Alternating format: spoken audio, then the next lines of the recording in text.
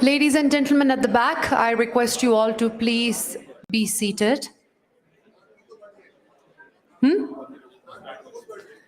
All right.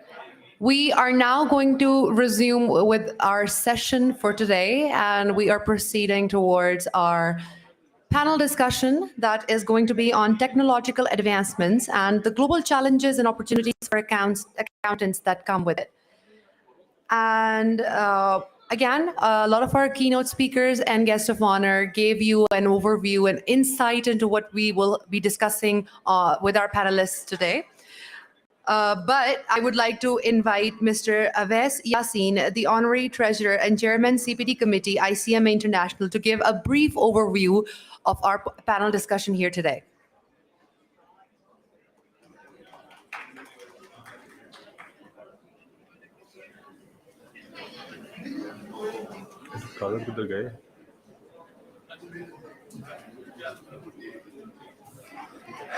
Bismillahirrahmanirrahim. Thank you, Miss. It's my honor and pleasure to represent ICMA Pakistan to spend some time about this, to talk about this very important topic. My earlier speakers and panelists have helped me to speak about the things which are going to be discussed in detail after this session. I would like to start this session with a quotation recently written in the Harvard Business Review. The business is changing, and will you adapt or otherwise you left behind? I would repeat again, the Harvard Business Review, a recent edition have published this quote: business is changing, will you adapt or otherwise you would be left behind? I am extremely thankful to ICMA and Executive Committee that they have selected this very important topic, technological advancement. And nowadays, this is buzzword. You know about the ChatGPT, artificial intelligence, data analysis. These all are buzzwords. And if anyone don't think about this, if the organizations don't take it seriously, then they would left behind. The decision would be held in the discussion. This is brief overview. Now I would like to moderator to take your seat and proceed ahead. Thank you. Thank you so much, Mr. Awais Yassin, for giving us an overview of our panel discussion awaiting ahead of us. And now, as I announce the names of our panelists, I would also request them to please come on the stage and get your seats. First of all, we have Professor Lakshman R. Vatawala, the President, CMA Sri Lanka, as the session chairman.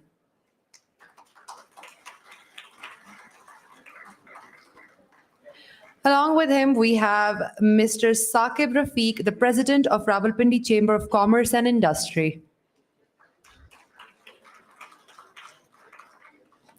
Next, we have Mr. Hashana Kuruppu, Vice President, South Asian Federation of Accountants. I'm sorry.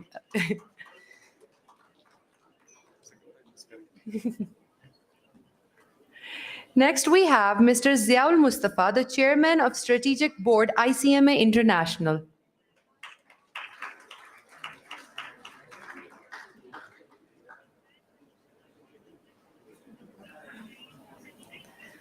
I would also invite Mr. Ali Latif, the President.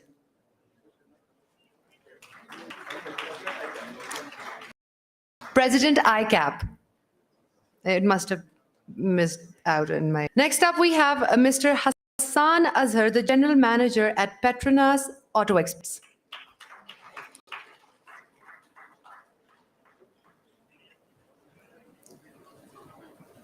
Next, we have Nadeem Wali, FCMA Lead Accountant and Lead Financial Analyst at USAID.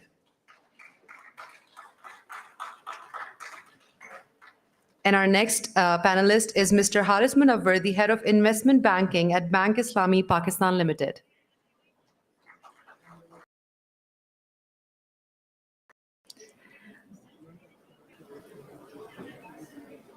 I would now hand over the session to the discussion, Mr. Aves, Honorary Treasurer and Chairman CPD Committee, ICMA International, to please lead the panel discussion. Thank you.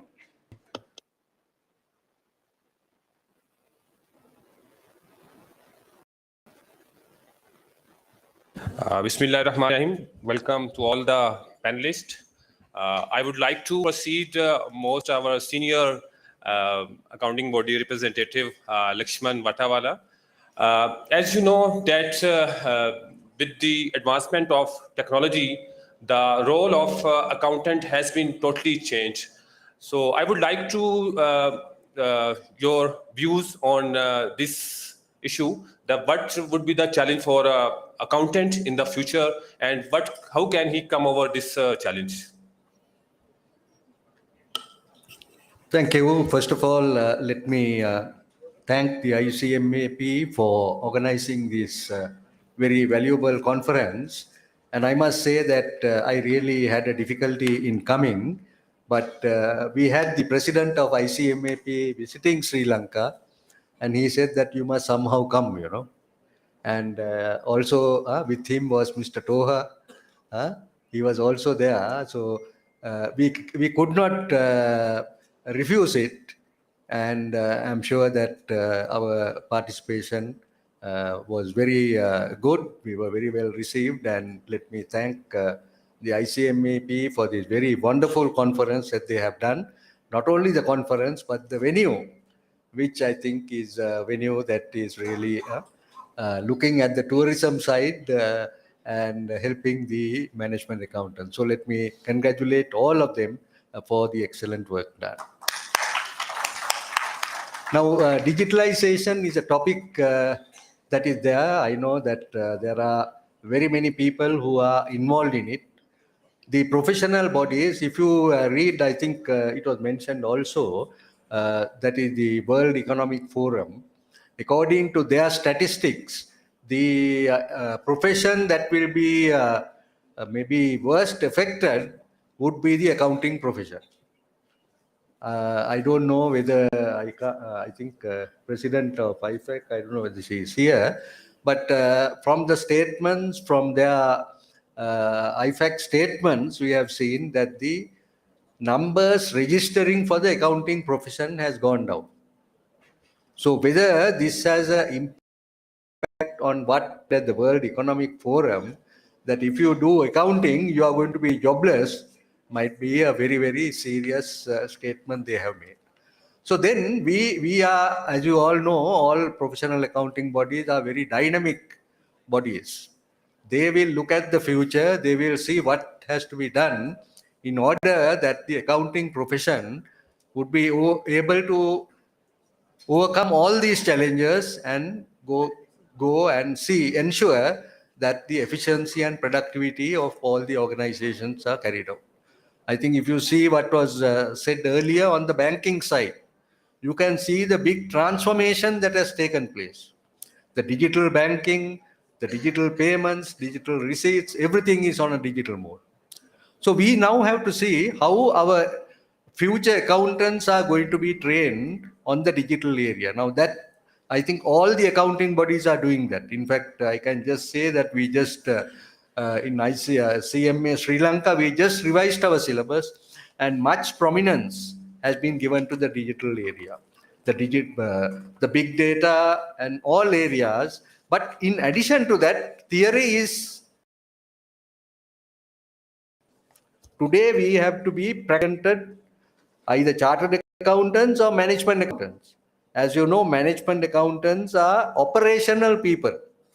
So if you are going to be successful in your job as operational managers, then you have to have the practical aspects. Theory is today good, but if you don't do the practical aspects, you're going to have problems. So whether it is artificial intelligence, whether it is whatever digital analytics, all these areas, please do the practical aspects. And I'm sure that with all these changes that we are doing, that the accounting profession will be able to meet all these challenges and also double and treble their numbers, not only in their students, but also in their members. Thank you. Wonderful thoughts of Mr. Lakshman. Now, I would like to proceed our honorable panelist, Mr. Saqib Rafiq. He's president of Rawalpindi Chamber of Commerce. Since he's belong to a business community, so I would like to the agenda of Rawalpindi Chamber of Commerce, being your president, what is your roadmap to facilitate your business community for digitalize their business and how they can increase their efficiency and productivity? Thank you very much for a very wonderful question and to the point, exactly what this convention is all about. As you have seen, the businesses have suffered a lot during the pandemic a couple of years ago. And being the president of Rawalpindi Chamber right now, I have seen many businesses growing on the technology side, and they have been moving from the physical to the online presence. And this had made them possible in increasing their sales and increasing the customer reach out. So what Rawalpindi Chamber has been doing to make them learn and to make them grow in their businesses about what can be done possibly over the internet and how to make them technology fast. We are having many training sessions for the members. We make them believe that going online and making your virtual presence is the need of the time. Without making yourself available throughout 24/7 on internet and without making your presence on social media, you cannot compete with the coming world. You have seen people doing excellent business in the pandemic without any physically present in any part of the world. They were taking orders, they were delivering orders, and they were making sales, tremendous sales over there. So with these training sessions, like we are making people realize to go on Alibaba and make their accounts over there so that they can be easily reachable to all parts of the world. We are making our women entrepreneurs, we are empowering them. Basically, we are empowering them to come out of their houses, to come out of their cottage industries and make their websites and go on to the world and make themselves available to the outside world and earn the foreign revenue for the Pakistan, which is a dire need of the Pakistan. You very well know the current situation of Pakistan. So with many steps, an application for our industrialist, we just on your platform, I want to make it clear that Rawalpindi Chamber of Commerce Industries is running a privately owned industrial estate since past 30 years. And now, right now, we are shifting all that industrial state to a digital platform. We are making applications available for them. We are connecting them to each other. We are making a platform where not only Rawalpindi Chamber, where all the chambers of Pakistan, this is happening for the first time, let me be announcing it from this platform, that now all the chambers of Pakistan in coming 6 months' time can get connected with each other through a common platform where our portal will be online and other chambers like Faisalabad Chamber Industrialist can go on the website. This will be a common website and he can only search his domain and he will be connected from a member of Rawalpindi Chamber from that. It's kind of a B2B interaction on the Facebook or on the internet kind of a thing. So this infrastructure is in the development phase. So these are many small steps.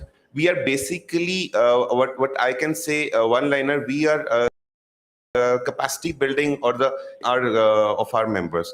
We are making them believe that Rawalpindi Chamber will take them ahead. We are making them available on the internet, as I mentioned earlier. We are having a common marketplace. So these are all steps. The time is very short, but I have a very long story to tell that how we are training, how we are how we are making them believe. A couple of months back, I took a delegation to UK with many IT entrepreneurs in that. We have many startups in that, and we are encouraging people. We right now have 300 plus IT companies registered with Rawalpindi Chamber. So what they all do, like we are making them connecting to each other. We are asking the companies who are not digitally working in the current field to make their all the solutions, ERP solutions or whatever they need to get connected with each other to the IT companies. So with all these connections, with all these training sessions, with all these awareness programs, with the Pakistan Single Window, the Alibaba session, we are empowering our businesses, our women entrepreneurs, our business, retail businesses, exporters, manufacturers, cottage industries to go digitally and increase their productivity, increase their performance, and excel into their businesses for a very competitive future we are going towards. Thank you. बहुत शुक्रिया जी. Now I would like to proceed our honorable guest from Sri Lanka, Aishana Kurpu. He is also Vice President of SAFA. This is our honor you participate in this session. I would like to about your ideas that what are the challenges which our accountants are facing while adopting these modern technologies. What are your views specifically, if you can tell about the environment of Sri Lanka and overall, because you are looking after the SAFA as a vice president. So what are the challenges which are being faced by the accountants in adopting the modern technologies like artificial intelligence, cloud-based accounting, like this? Okay, thank you. I think before I answer the question, I must say thank you, Pakistan. This is my first visit to Pakistan, and what we hear in news versus what I experience in Pakistan is totally different and much better than what I thought. And Pakistan has been a dear friend of Sri Lanka right throughout, and like India supporting us recent issues. So I think as a professional body and regional body like SAFA, we need to keep this bond going together. And more importantly, yesterday, out of all the sessions, I most enjoyed the last bit of concluding session of Pakistan and India, the brotherhood. I think we talk about Sustainability Development Goal 5, diversity and inclusiveness. So we yesterday experienced acceptance for diversity and practice of inclusiveness. So well done, Institute of Cost and Management Accountants. Thank you very much for creating that platform. Yeah, coming back to the question, yes, I think whether accountants look at technology as a challenge or whether we should look at it as an opportunity, I think will change the total perspective of how we look at it.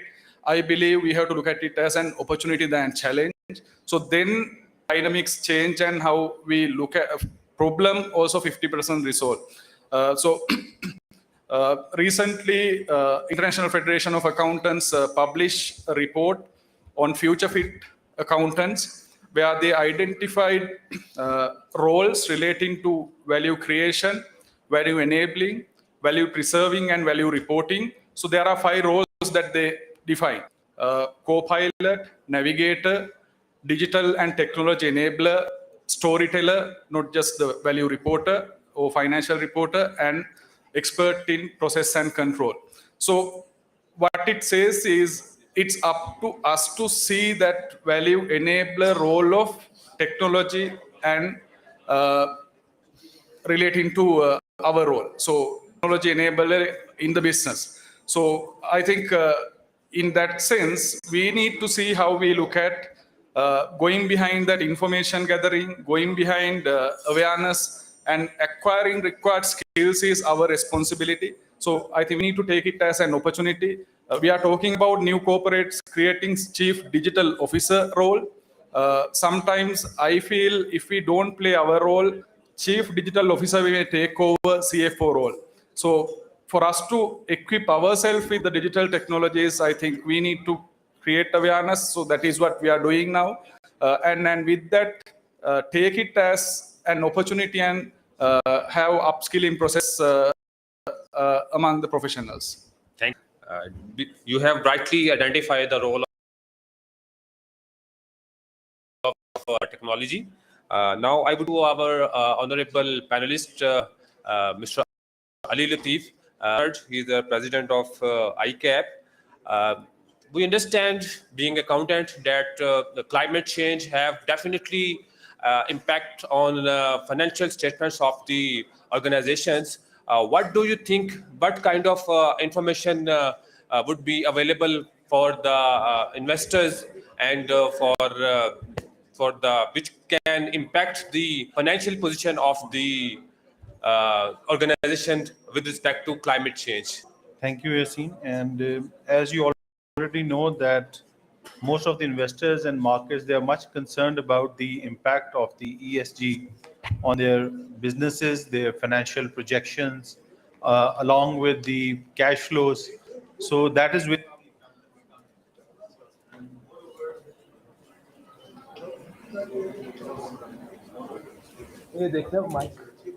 apart from that, दूसरा वाला use कर वो use कर ले yeah, it's better. And I don't know if most of you have known, but we are supposed to lead this change because the IFAC has stated that we as professional accountants are the stewards of business information, and it is our duty to lead this change in the reporting and especially improve the sustainability reporting. So by this, I think both the bodies are under an obligation as PEOs of IFAC to go ahead and start with ensuring that sustainability reporting is there. There has been initiatives in Pakistan. The Institute of Chartered Accountants of Pakistan has gone through an accounting standard board.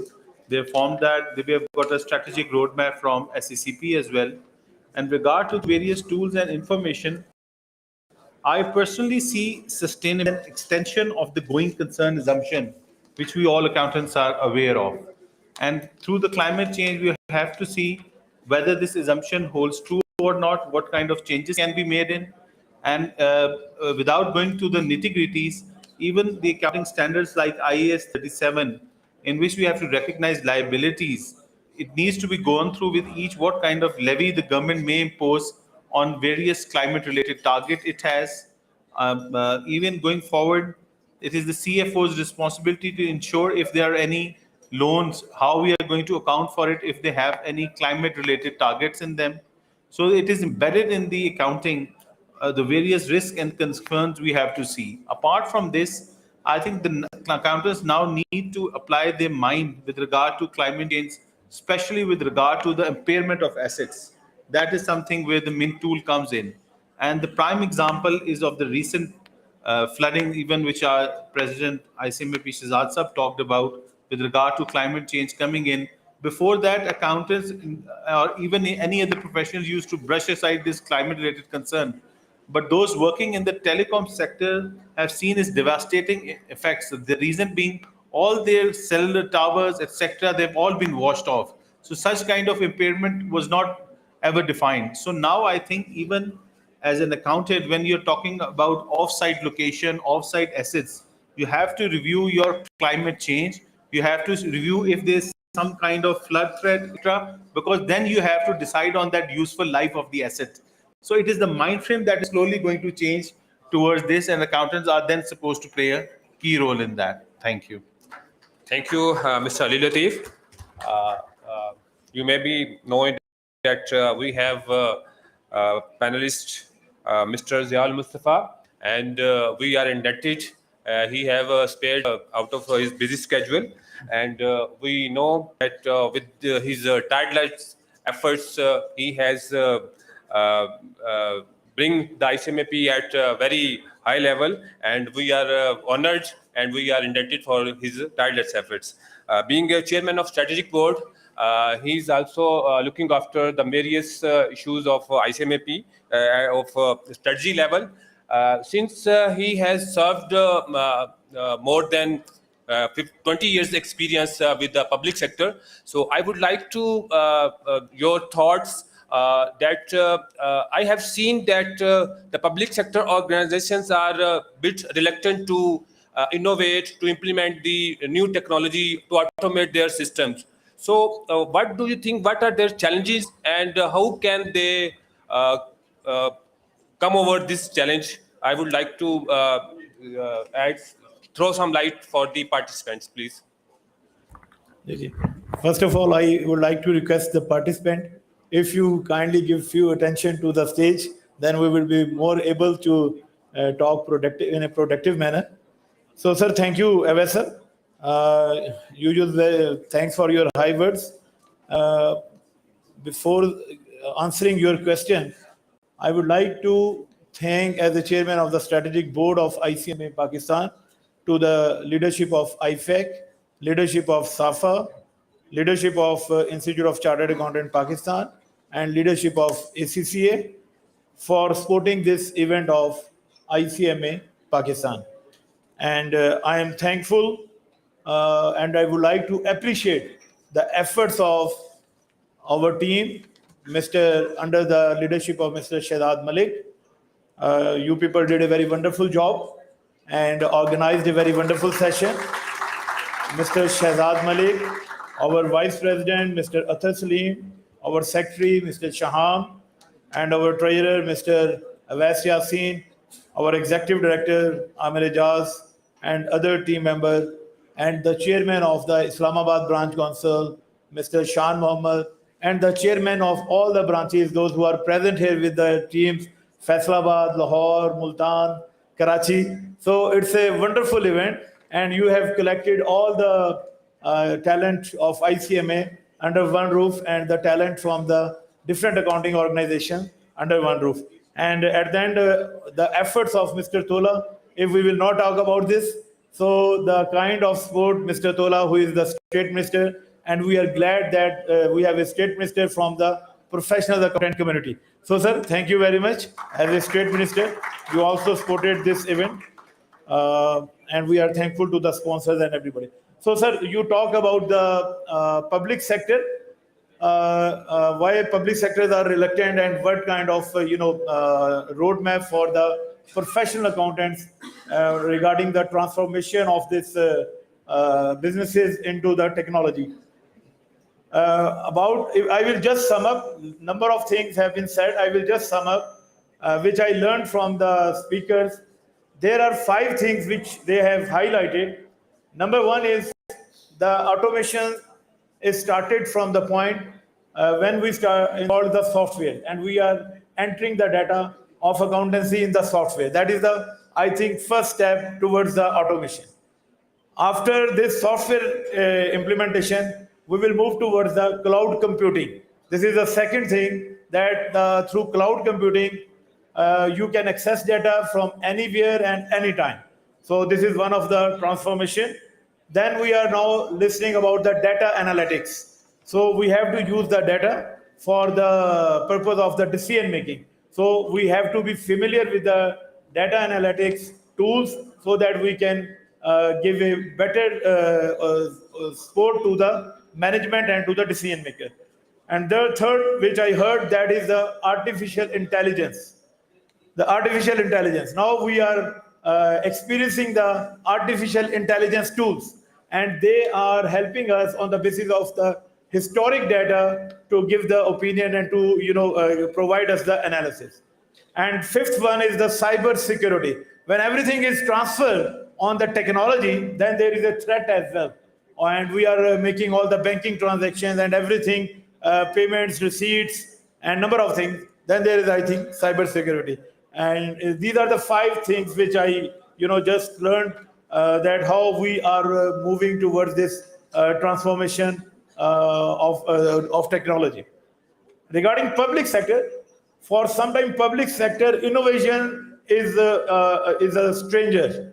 Innovation is not normally acceptable in the public sector, but somehow we are lucky that in Pakistan we are moving towards that innovation and moving towards that technology. And if you look towards the public sector is working under in different modes.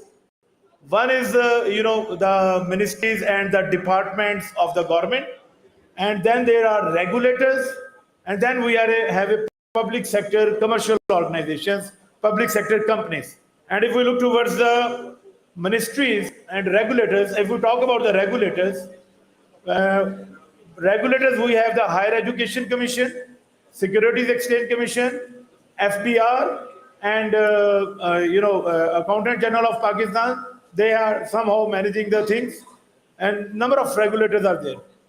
SCCP, if we talk about SCCP and State Bank of Pakistan, they are moving. they are somehow progressive.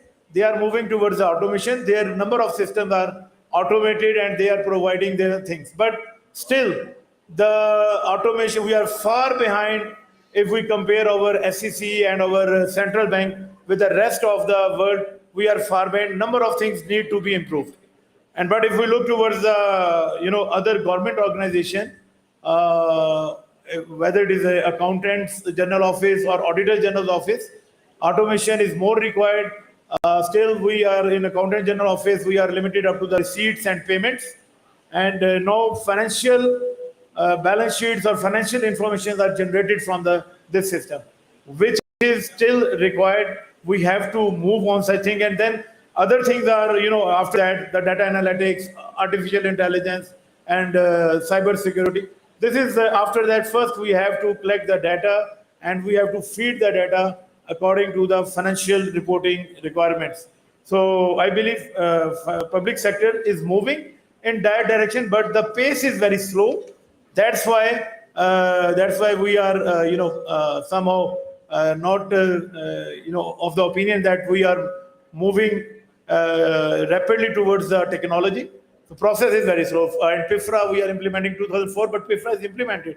But when we are talking about the financial systems and financial reports, that are still not generated from the system. And Mr. Tolawala Mr. Tola maybe endorse this, that Ministry of Finance is not able to generate the system-generated data of Pakistan balance sheet. If we talk about the balance sheets, or we talk about the other financials, so there is things which needs to be improved. But I think in securities, and the first thing which is need to be addressed, first of all, you need the professionals in these organizations, and then the systems in this. If you depute the systems and install the system and there are no, then there is of no use. First, the professionals should be recognized in these organizations, and then the professionals will bring this technology and these systems to reform the things. Then we will, you can, if we talk that the company registration process, you have to register the company in Singapore, in Dubai, or in USA. You will find that this is a process of just a few days, and the number of all the data are available on their website. They are maintaining all your data records on their website on your login. But in our case, this is somehow at initial stage. So sir, public sector needs a lot of things, because public sector is the sector which is driving the private sector. Regulators are normally giving the policies for the private sector, and if the regulator itself will not be technology efficient, then they will not give the solution to the private sector. Private sector, if we talk about the private sector, banking is in banking we are very much efficient. In telcos we are very much efficient, and there are a number of private sectors, organizations, and sectors where technology is properly deployed. But in public sector, we are in the process, and I hope so, inshallah. It will be, soon we will see the results and the betterment in the public sector. Thank you, Mr. Zia. You have rightly identified the public sector problems and their advancement towards implementation of advanced technologies. There is no doubt that digital automation is replacing traditional businessmen. So public sector government should also realize that the implementation of new technology would ease their business and automate their system as well. Now I would like to proceed our next panelist, Honorable Mr. Hassan Azhar. He is GM patrons at auto experts. Being a professional in auto industry, so I would like to ask questions that please throw some light what kind of technology are being used in auto industry, and how that technology has improved the efficiency and productivity of this industry. Please. Thank you very much. President को कहीं सबको बैठा दें. May I request all the participants, please take your seats. I would request to all the participants, please focus on the panel discussions. Thank you. Thank you very much. First of all, I would like to tell my audience, because the whole accounting body is here and the people from the accounting sector is here. I'm representing Petronas, that is the partner of Formula One, Mercedes, and so many firms in the world. So I'm representing that company here. Yes, the question about your question, the technological advancements has changed the industry. If I talk about automotive industry, the manpower in this industry has been replaced by robotic arms since last 20 years. So it's not new in this industry. The new in this industry is automated cars, electric vehicles, autonomous cars. These are the new things here. And yes, for these technological advancements, we need to have our manpower trained here. And with the passage of time, we are getting our manpower trained here in Pakistan, as government of Pakistan has decided to move its fleet to EV by the total population of vehicles by 30%. So we are hoping by 2030, we'll get our industry moved to these artificial intelligence operated mechanisms. Thank you. Sorry to interrupt your panel discussion. I just have to make a little announcement. Ladies and gentlemen, I would request you all to please remain seated. We do have a break awaiting you. We will have another tea break after our panel discussion here is done. So I request everybody who's gone out for refreshments to be back, and we will make sure that you have them later on. Thank you so much. Thank you for helping me out in this. Next, I would like to proceed Mr. Haris Manover.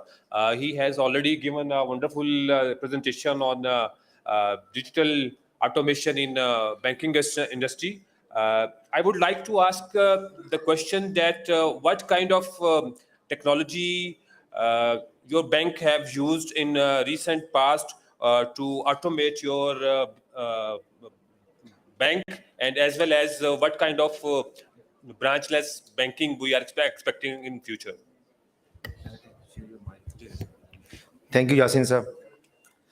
Actually, banking history is over 200 plus years. So once it was more towards locality and the paper, but now over a period of time, it's more technology driven.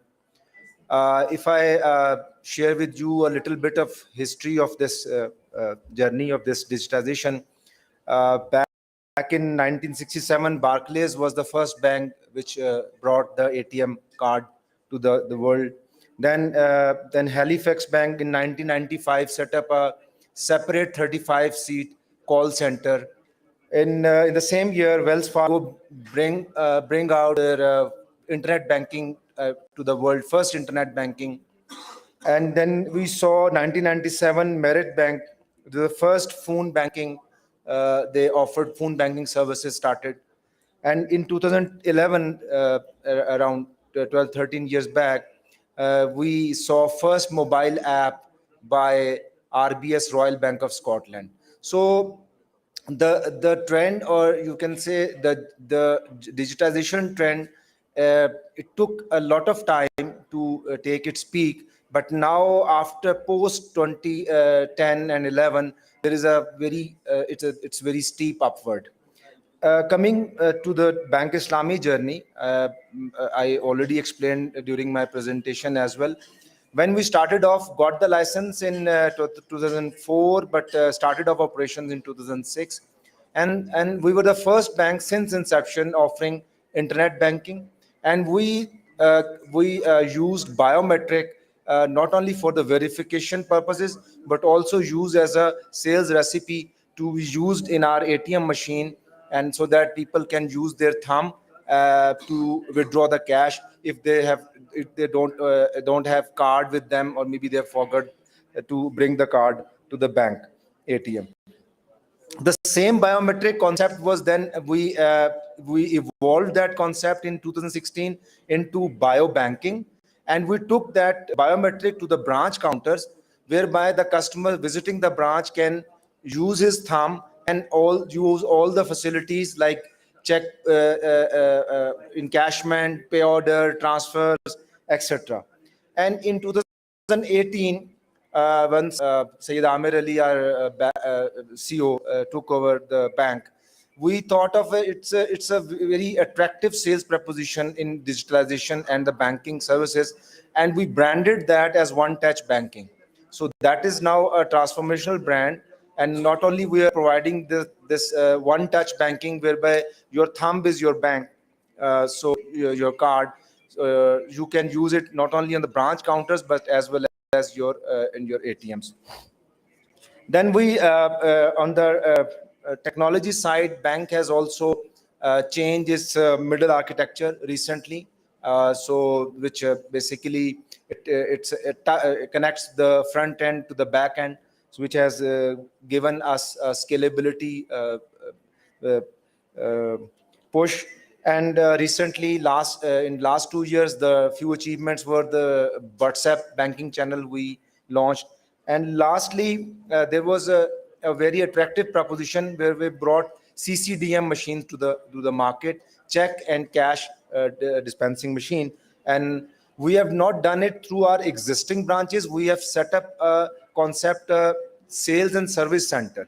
First of its kind, it's in Karachi, and second one is in Lahore. And now we want to scale up this concept, whereby there'll be one or two people over there in that sales service center providing help to the customers, but also having the CCDM machine, whereby you can have that check deposit, check encashment, and cash deposit and other services through those sales and service centers. So this will bring down slightly the brick and mortar structure, whereby you need a heavy investment in the branch network, whereby you will have a smart sales and service centers, whereby you'll be serving the customers through those touch points. So branchless banking is being offered through various touch points, and this is the one of the latest initiatives the Bank Islami has took. Thank you so much. Thank you, Mr. Arjun. Now I have analyst Mr. Nadeem Wali. He is a lead financial analyst of from UAE. From today morning, we are listing about cloud-based accounting. We are listing about data analysis. So what do you think that what kind of these technologies have impact on accountant? Do you agree that this have eased out the professional accountant, or this is a challenge for a professional accountant? Please give your input or your views on this. Thank you so much for inviting me for the panel discussion, and thank you for such an important question. I think you've rightly said it's an ease, but it's also a challenge as well. I would like to start with the point making that the role of the traditional accountant is no more. We have to move forward from traditional bookkeeping, and the future is about data analytics, risk management, and advisory services that we all have agreed since discussing it from yesterday. Talking about the data analytics and the system automation, as Ziasar has already mentioned, in the public sector, this has been a challenge from the governmental side in terms of capacity and the capability of the staff members over there. USAID has been working in different technical sectors in Pakistan over 70 years now in economic growth, education, health, governance, and since many years now, we are also working in the public financial management area of the country, as we all know. One of the major component of that PFM cycle is procurement. I'll just want to share an example of the system automation in the government sector. Very recently, we have developed and launched an e-procurement system in the provinces of Sindh and KP, wherein the system is capable of capturing the tendering process towards the contract management itself. The system is also linked with the one-link banking system, So there is no cash handling by the vendors or the itself. So it has made the lives easier of the public at large, as well as the vendors as well. We were expecting a very maybe a negative challenge from the vendor side, but to our surprise, the vendors were very welcoming because it was going to make their lives much easier by adapting these kind of e-procurement or e-systems within the governance. As far as the accounting profession is concerned, I would say that we as an accountants need to not just stop our learning once we are qualified either from ICMA or ICAP or any other professional institute. The learning should go on till you want to stay in the profession. We used to say that the doctors and the IT professionals are the only ones who need to get updated every once in a while for all the technological advancements happening within the world. That is not specific to those two professions now. Accountants are not an exception. We need to get updated for all the technological advancements happening globally. And we need to get ourselves updated by acquiring those executive education courses maybe, or any online course to have that knowledge to stay in the sector and be useful to our organization. We are no more a bookkeeping accountant within our organization. We need to take our roles as a risk manager, as the advisory services to the management of the organizations. And for that, I think all of these technological advancements needs to be adapted. And also, I would say that keep ourselves updated with all the knowledge that we have around us. Thank you. Thank you, Mr. Nadeem Wali. For the participants, now we have a poll on Slido as we have yesterday night. So I would request to all participants to please sign in at Slido and give your input. Again, the questions I would like to request my colleague. The code is 28523111, 28523111. You just have to log on to Slido, enter the code, and that's how you can access the MCQs. It's not an examination, it's just a poll, and we shall drive an analysis that what kind of it's like an online survey. It's like an online survey. There's no wrong answers. There's only right answers. And the code is 28523111. 28523111. It's appearing, I think, on the screen as well. It's on the SMD 28523111. I would also request all of our honorable guests here that sometimes basically your conversations are audible, and it kind of directs the focus away from the panelists and their answers.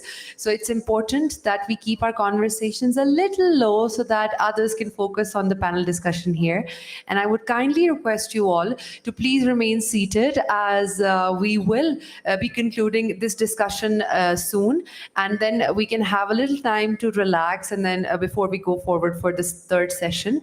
So people outside the hall, I would request them to please come back in and become seated.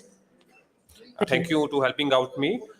Next, I would proceed to our most senior panelist, and I learned that he has very long association with the professional accounting bodies. So I would like to invite the thoughts of Mr. Lakshman Vatawala, that keeping view of the importance of this technology advancement, ICMA have rightly taken decision and arranged this big conference on this issue. So, but kind of responsibility on the professional accounting bodies to equip their members to note that how important their technology, how important their knowledge about the advancement in new technology. So I would like to share your thoughts about this. Thank you. I think if we are discussing of technology, we need to go back to the COVID-19 pandemic. Actually, the technology was really given a big boost as a result of the COVID-19 pandemic. If you see, all areas were disrupted. The only area that could carry on activity was the digital area. Either for the students or the members or business, everyone, it was really the COVID-19 pandemic. Otherwise, I don't think that we would have seen the various developments that have been taken place today, if not for that one. Now, if you take the PAOs, if they wanted to survive, they need to make use of digital technology. So what did they do? Were they going to tell the students, you wait till the COVID-19 is over, we'll conduct classes? That was not what they did. They went for digital learning, e-learning. See the tremendous, you see, as a student, you would have never wanted to do e-learning. You say, I want to go to class and do it. But here, the COVID-19 pandemic put us in a new mood which enabled us to get into the technological area. So what happened? The students had to study. They studied online. The lecturers, they were all coming to class. But what happened? They gave online lectures. So these are the transformations that have taken place. And sometimes transformations take place. Either you have to make it mandatory, or there has to be some real cost that will come which will make it and go forward. So I think that was one of the success, because that happened, then everyone converted all their processes, whether it is registrations, payments, everything. Everything was done online. You don't have to go to bank, you have could do it online. Then the exams. You see, you do education. If you do not conduct the exams, you are going to be in deep trouble. The students are going to waste their time. So the professional bodies went ahead and did this one. I must also tell you that the viability of a professional body is also based on these matters. If you do not conduct education, if you do not conduct examinations, you will not be viable. So this is also connected with the viability. So then that went off. Then similarly for the members, even their training, everything. Then if you look at the businesses, what happened? The e-commerce took place. The e-commerce, which was done maybe on a random basis, was that if you are at home, you have to have the e-commerce, and then you were able to get the deliveries and go on. So I think that digital really something that can transform the whole world. So we need to take this into account. Now, we are all professional accountants. No, what have we done today? You are doing very well in your business organization. You are transforming them. You see, one of the organizations that really, if you look at the state sector, it is a state banking sector that have gained the most. Because they are a business organization, they were able to transform themselves. And I can say in all the countries, it has happened in Sri Lanka also. The first area for that was done maybe in the 70s, they went ahead, even in India, Pakistan, all these places. So you can see that this will transform. Now in the government service, we were talking of the public sector. Our accountants are working there. But what is the biggest problem in the public sector? Bureaucracy. If you want to break the bureaucracy, digitalization is the answer. So if the governments are very keen, if they want to see that things are done, if they want to serve the society, if they want to see that a person from a village can get his work done from his village, they don't have to come all the way, and the transport and everything, all this. So I think the bureaucracy is one of the most dangerous things that are there in any public sector. So all countries, I think they must tell the government. Because you see, we as professional accountants, whether you are a chartered accountant or a management accountant, we now see the great problems in our countries that is happening. So then what have we taken? What is the action we have taken? We are enjoying ourselves. We are getting good salaries. We are somehow cutting down the salaries and we are managing. But if the government is not going to be successful, do you think that our chartered accountants, our management accountants are going to be successful? So I think we have to ensure that digitalization is going to be enforced in all these organizations. We must tell the government, this is the only way that you can put the country right. So I think that we have shown the way, but we now need our best. We need our students and everyone to ensure that their countries are put right by the professional accountant. Thank you, Vandrop. Thanks for your deep insight of about the role of accounting bodies regarding equip their members of new modern technologies. due to some bad Just weather a passing condition. comment, I think on the lighter Yes, side, yes. I think the climate is also participating in this event because we can silence the people, but we can't silence the climate. So you can still listen to the pouring rain as well. Climate is interfering this. I would like to also conclude this session with an example of a company, Ant Financial, which is a subsidiary of Alibaba.com, as highlighted by our President, Rawalpindi Chamber of Commerce.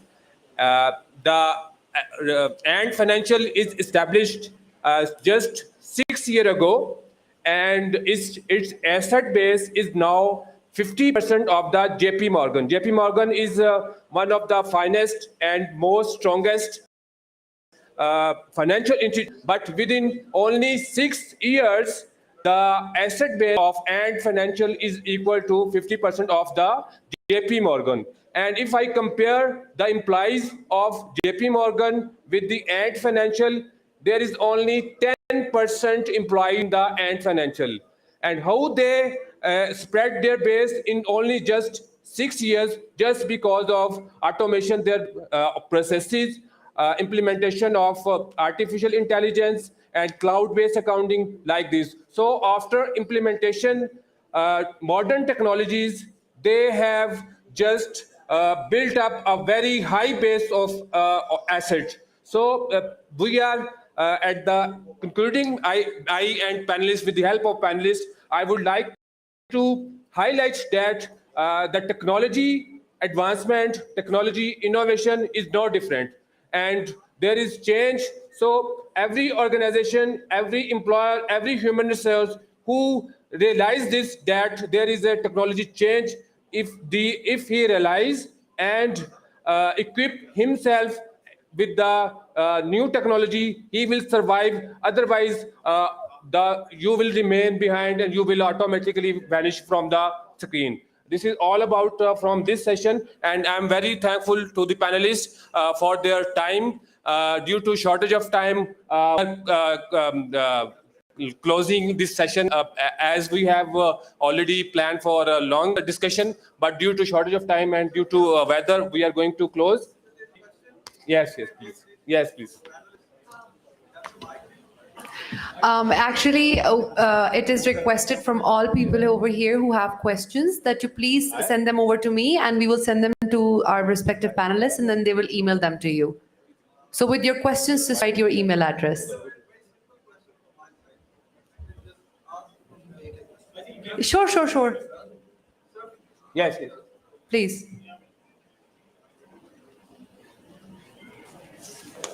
So first of all, I would like to thank the panel, Zasaf, for allowing us for a question. So my question is that we have a lot of talked about the technological advancement which has been coming and how we have to cope with that. My suggestion and question is, what are accounting bodies, the international accounting bodies, SAFA and CAPA, what are their strategies or how they can contribute towards helping we professionals in kind of coping up with this technological investment? Like, for example, if they have a separate board where they can send their particular experts in, for example, Pakistan, Sri Lanka, or elsewhere, so that they people can help out we professionals so that we can have a bit of collab with the Indians like that. So, sir, it's kind of a suggestion and a question as well. What's your input with this? Thank you very much. I would like to, Mr. Vice President. Thank you for the question. Yes, I think this is a pertinent question that all the member bodies are also facing. To answer your question, one way we can look at is whether you come up with a standard. The other way is whether we are allowing practice to happen. So I think the first approach we need to follow is allow our members to practice. That means we get them to adapt whatever technology is available. Then question comes, if we don't know, how do we do it?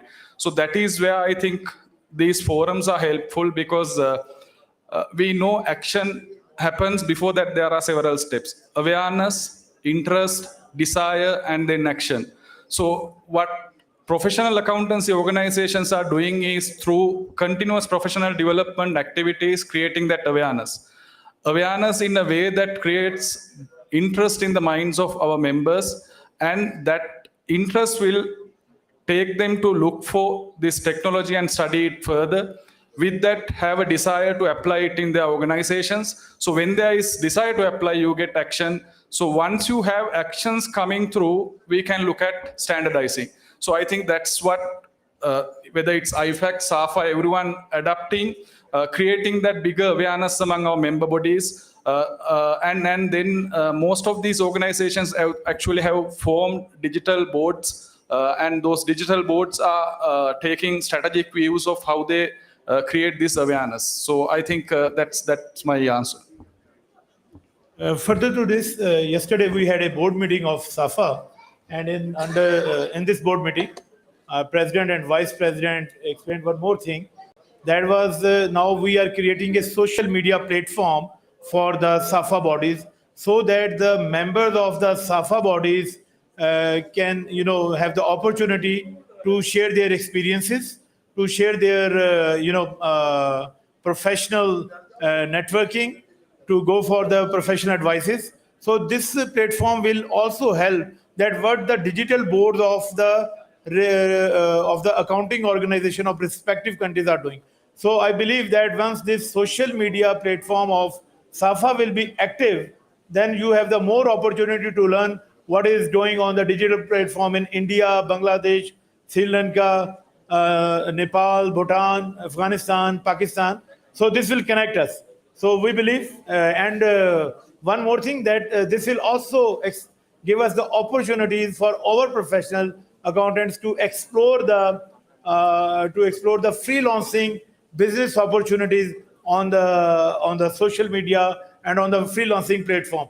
In Pakistan, it is a very good news that in a freelancing business, Pakistan is now in a ranking at a number 3 in the freelancing business.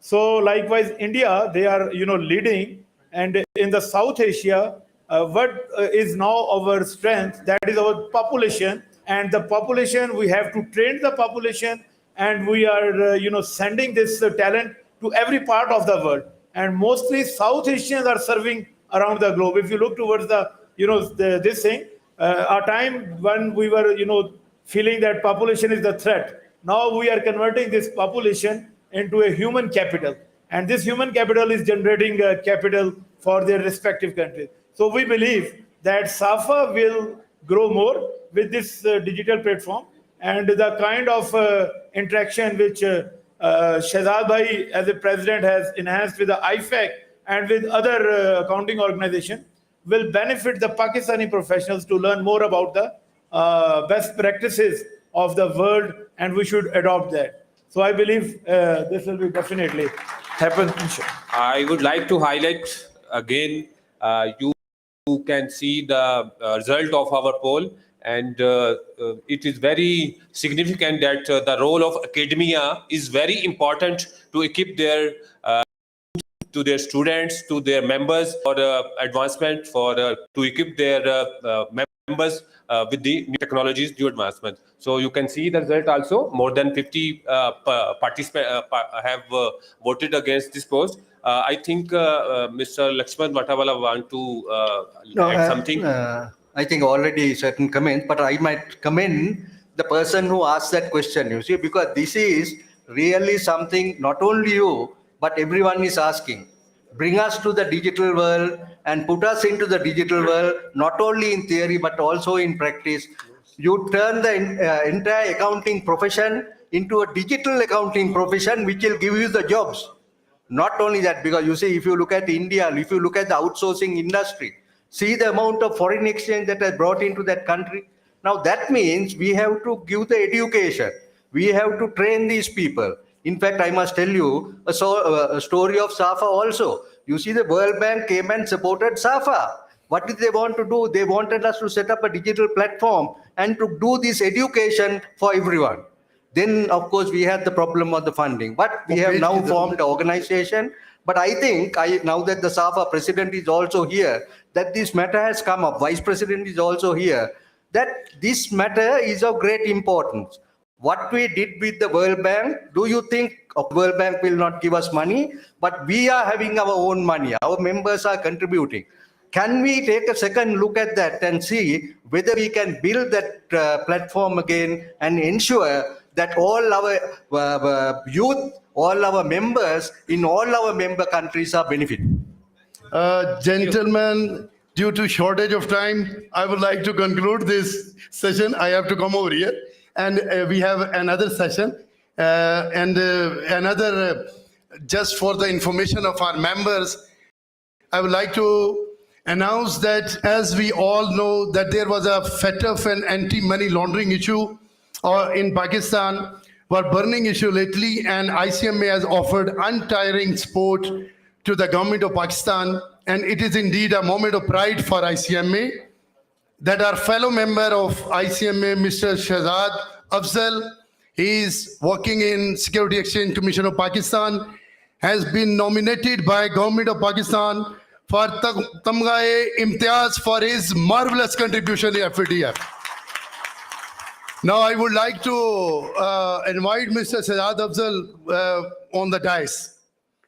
And you people can take your seats. One, I would request to panelists to come forward and for a group photo. Yeah, Please. that can be. और शहजाद साहब आप भी आ जाएं stage पर ही. जी जी जी इनकी shield भी भिजवाएं. तोला साहब please join us. President Safa.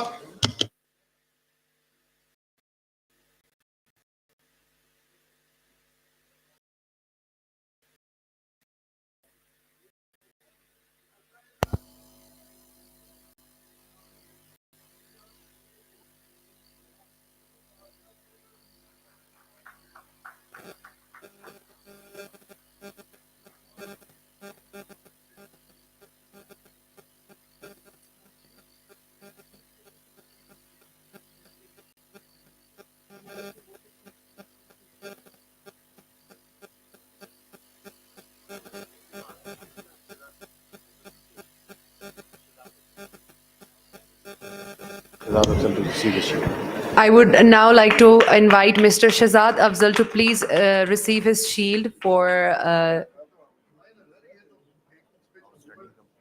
outstanding contributions for the government of Pakistan against the Money Laundering Act, FATF.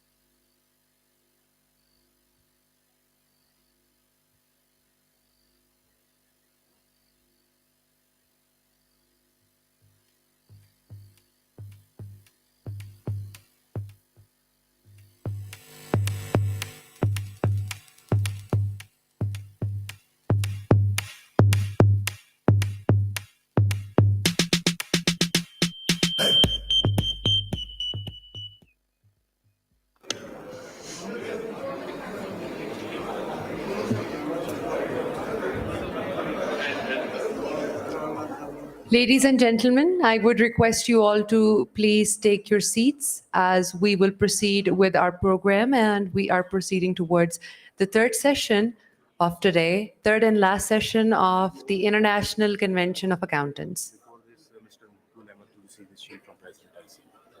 But before we proceed, I would request Mr. Makbul Ahmed Gondal to please come on the stage and receive his shield. Thank you. From the President and Vice President of ICMA. And the President of Chamber of Commerce and Industry, Rawalpindi.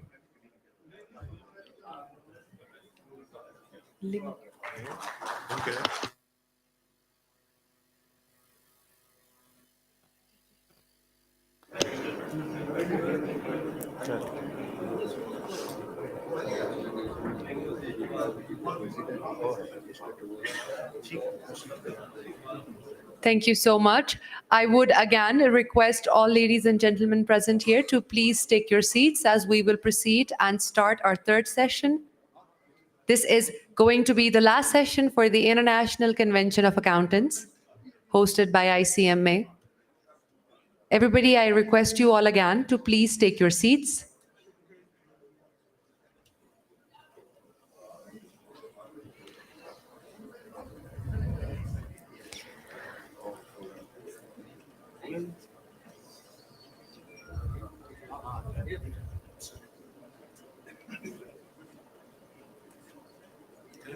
Ladies and gentlemen, this is the last announcement for you. I request you all to please take your seats as I will now start the last session for this convention.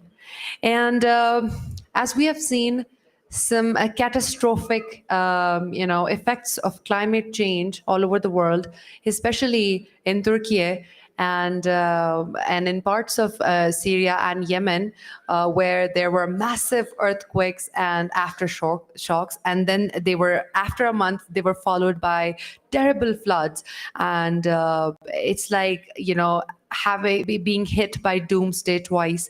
And as I said yesterday as well, we are one of those very few unfortunate, I would say, generations, a couple of generations here today, that are experiencing climate change on such a massive level right before our eyes. And as I said yesterday, we need to be mindful of what footprints we are leaving behind, because sometimes our footprints are often scars. And it's really important to start averting, climate catastrophes, so that our future generations, our children and our grandchildren can have, at least the planet we had when we are here. And this is the theme for our third and last session. We will be discussing accountants' role in averting climate catastrophe and economic downturn. And first of all, I would like to announce our keynote speaker is CACS Nanda. He's the council member of ICA. He's also the chairman of DAB, chairman Committee on Financial Markets and Investors Protection, chairman IT Committee SAFA, and vice chairman Board of Internal Audit and Management Accounting. I would request Mr. CS Nanda to please come at the podium and address the audience. Thank you.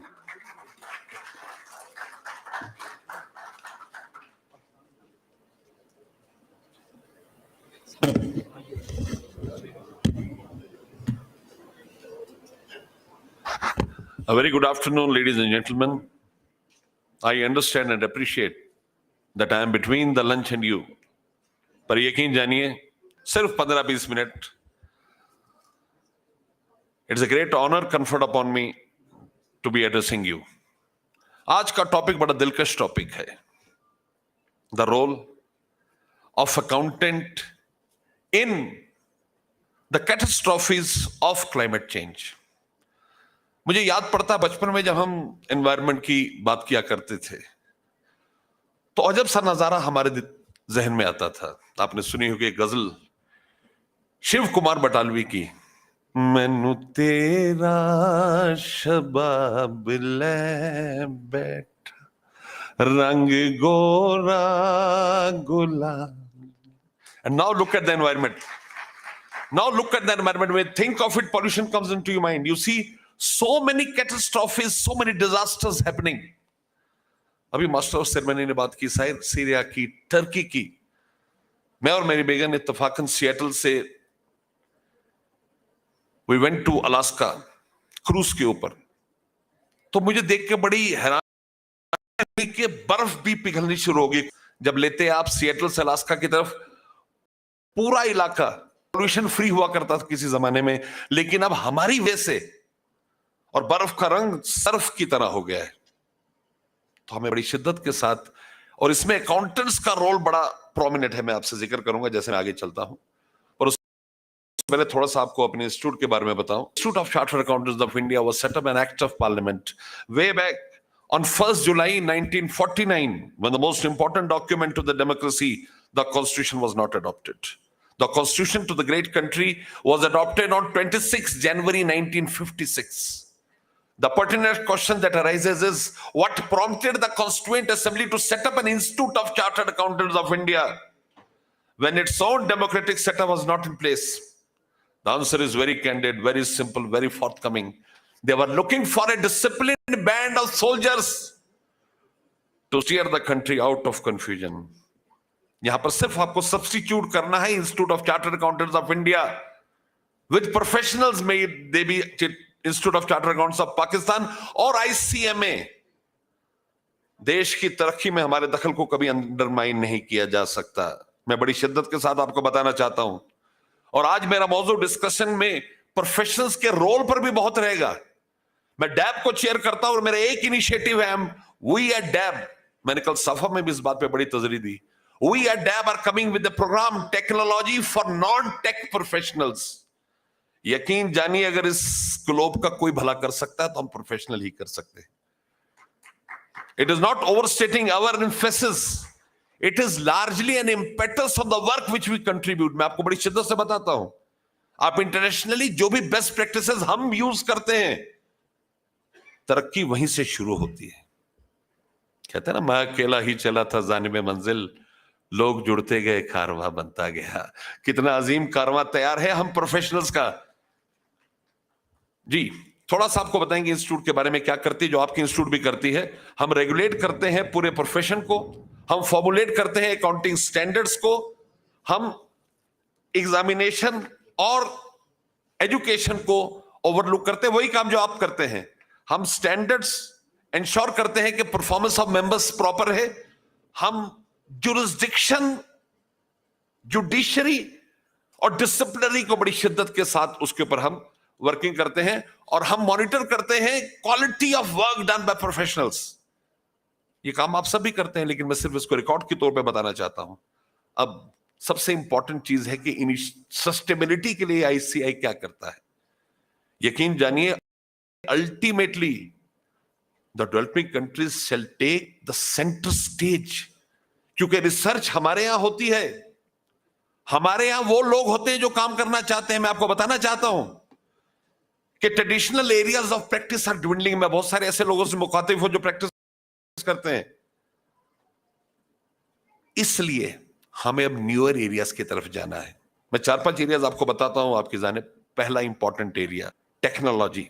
हम technology में बात करते हैं blockchain की, हम बात करते हैं मशीन लर्निंग, डिजिटल अकाउंटिंग की, डिजिटल एश्योरेंस की, हम बात करते हैं इंटरनेट ऑफ थिंग्स की, हम बात करते हैं डाटा एनालिटिक्स की, डिजिटल एनालिटिक्स की, आर्टिफिशियल इंटेलिजेंस की। यकीन जानिए, हम चार्टर्ड अकाउंटेंट्स को अल्टीमेटली पूरे प्रोफेशन को उसमें ट्रांसलेट करना है।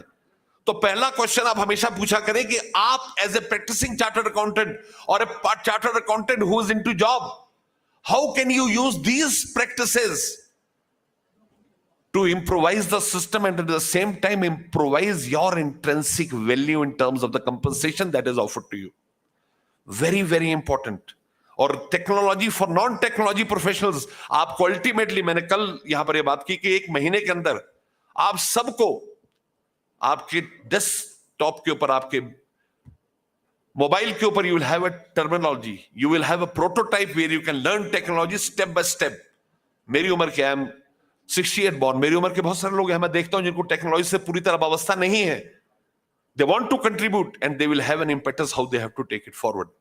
Now we have a sustainability board in India, which is SAS 500 and is related to ensuring environmental sustainability, addressing climate change, including mitigation and adaptation, forest and wildlife conservation. ये chartered accountants तक कैसे आया? हम पहले financial reporting पर तवज्जो देते थे, पिछले 3-4 साल में नॉन फाइनेंशियल रिपोर्टिंग धीरे धीरे इतनी करीब आ गई हमारे प्रोफेशन के, ये अब इंपॉर्टेंट एरिया बन गया है। I know so many people who only do non financial reporting, non financial consulting, may it be ESG, may it be sustainability, may it be climate controls, and more importantly, effectiveness of non-financial elements in reporting and creating a corporate governance which shall go hand in hand with success. अब impact of climate catastrophe on the economy, सबसे important आपको relevant policies और incentives चाहिए. Need accountants for this. The reason is very simple. Accountants have 3 great things with them. Number 1, they go deep into whatever they do. और वो तारीफ के ख्वाहिशमंद नहीं होते। उर्दू में एक बड़ा उम्दा शेर है कि तारीफ की चाहत तो नाकाम लोगों की फितरत है, तारीफ की चाहत तो नाकाम लोगों की फितरत है, काबिल लोगों के तो दुश्मन भी कायल होते हैं। We are people who go deep down to create value and worth. We are people who create policy initiatives, incentives, and make the general public aware of the benefits and disadvantages of a particular proposition. Second important thing, consistent and well covered and considered regulation. एक regulation को हम frame करते हैं और उसको इतना important कर देते हैं कि लोग उसको समझना शुरू कर देते हैं। आप अगर पीछे जाके देखें इतिहास में तो बहुत ऐसी रेगुलेशंस है जिन्होंने ह्यूमन अंदर सबसे बड़ा दखल account. Third, responsive business practices. Business practices की बात करें तो internationally you will there are certain practices. I give you derivatives. Derivatives हमारी ही देन है, अमृतसर और Sirsa. Now you do leverage of underlying assets. अगर आपके पास सोना पड़ा हुआ है तो कमा रहे हैं। Place that gold only unofficially by a sick. The gold will remain with you, yet you will have fixed interest on that. If you have certain stocks, the stocks can be pledged, they'll be in your name, yet you can have money on that. So creating money of the asset base which you have. Second important area जो हम सबके लिए बड़े काम का है, अभी मैंने डायस पे सुन रहा था, हमारे साहब बता रहे थे कि पॉपुलेशन जो बढ़ गई हमारी, that has now turned to be a boon. Yes, he was very rightly putting that now it has been turned into human capital. आपको सुनकर बड़ी खुशी होगी कि हिंदुस्तान और पाकिस्तान अल्टीमेटली पूरे वर्ल्ड का बैक ऑफिस बनना चाह रहा है और बनने जा रहा है। चाइना, फिलीपींस, यहां से सारे लोग शिफ्ट होकर हमारे पास आ रहे हैं। उसके भी 2 कारण है। पहला कारण, हम अंग्रेजी बोल भी सकते हैं, समझ भी सकते हैं और अंग्रेजी में सोच भी सकते हैं। China people don't love English. Philippines they may speak little English but in, देखिए मैं आपसे भी गुफ्तगू अंग्रेजी में करने की कोशिश कर रहा हूं, जबकि हम दोनों उर्दू भी समझते हैं, पंजाबी भी समझते हैं। ये हमारी रगों में आ गई है। And that is one of the points which will ultimately make us a leader in providing consulting services, bookkeeping services, and more importantly, service related to reconciliation. तीसरा इंपॉर्टेंट एरिया जहां हम काम कर सकते हैं वो है टेक्नोलॉजी के अंदर बैक ऑफिस सर्विसेज। कहीं कोई फ्रॉड हुआ, फोरेंसिक्स हुआ, आपने सिर्फ ट्रांजैक्शंस को स्टडी करके बताना है कि यहां पर मनी साइफन आउट हुई, यहां पर मनी डाइवर्ट हुई।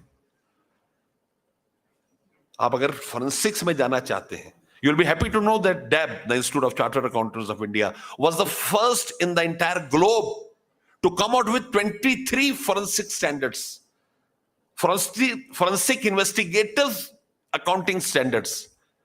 आप कैसे फोरेंसिक करें, कैसे इन्वेस्टिगेशन को लेके जाएं, कैसे उसके अंदर ऐसी रिपोर्टिंग करें so that prosecuting agencies are able to take cognizance of that and ensure that the person who is guilty is booked. थोड़ा सा आपको इधर ध्यान लगाना पड़ेगा। Very, very important. And the fourth area, to know that you are a part of the entire revolution to create value and worth across the globe. रात में सुन रहा था मोहब्बत रफी साहब की एक बड़ी अच्छी नज़म चल रही थी, तो एक नज़म मैं चार्टर अकाउंटेंट्स को, अपने प्रोफेशनल फ्रेंड्स को बताना चाहूंगा, सुना होगा आपने, वादियां मेरा दामन, रास्ते मेरी बाहें, जाओ मेरे सिवा तुम कहां जाओगे। ये सारी दुनिया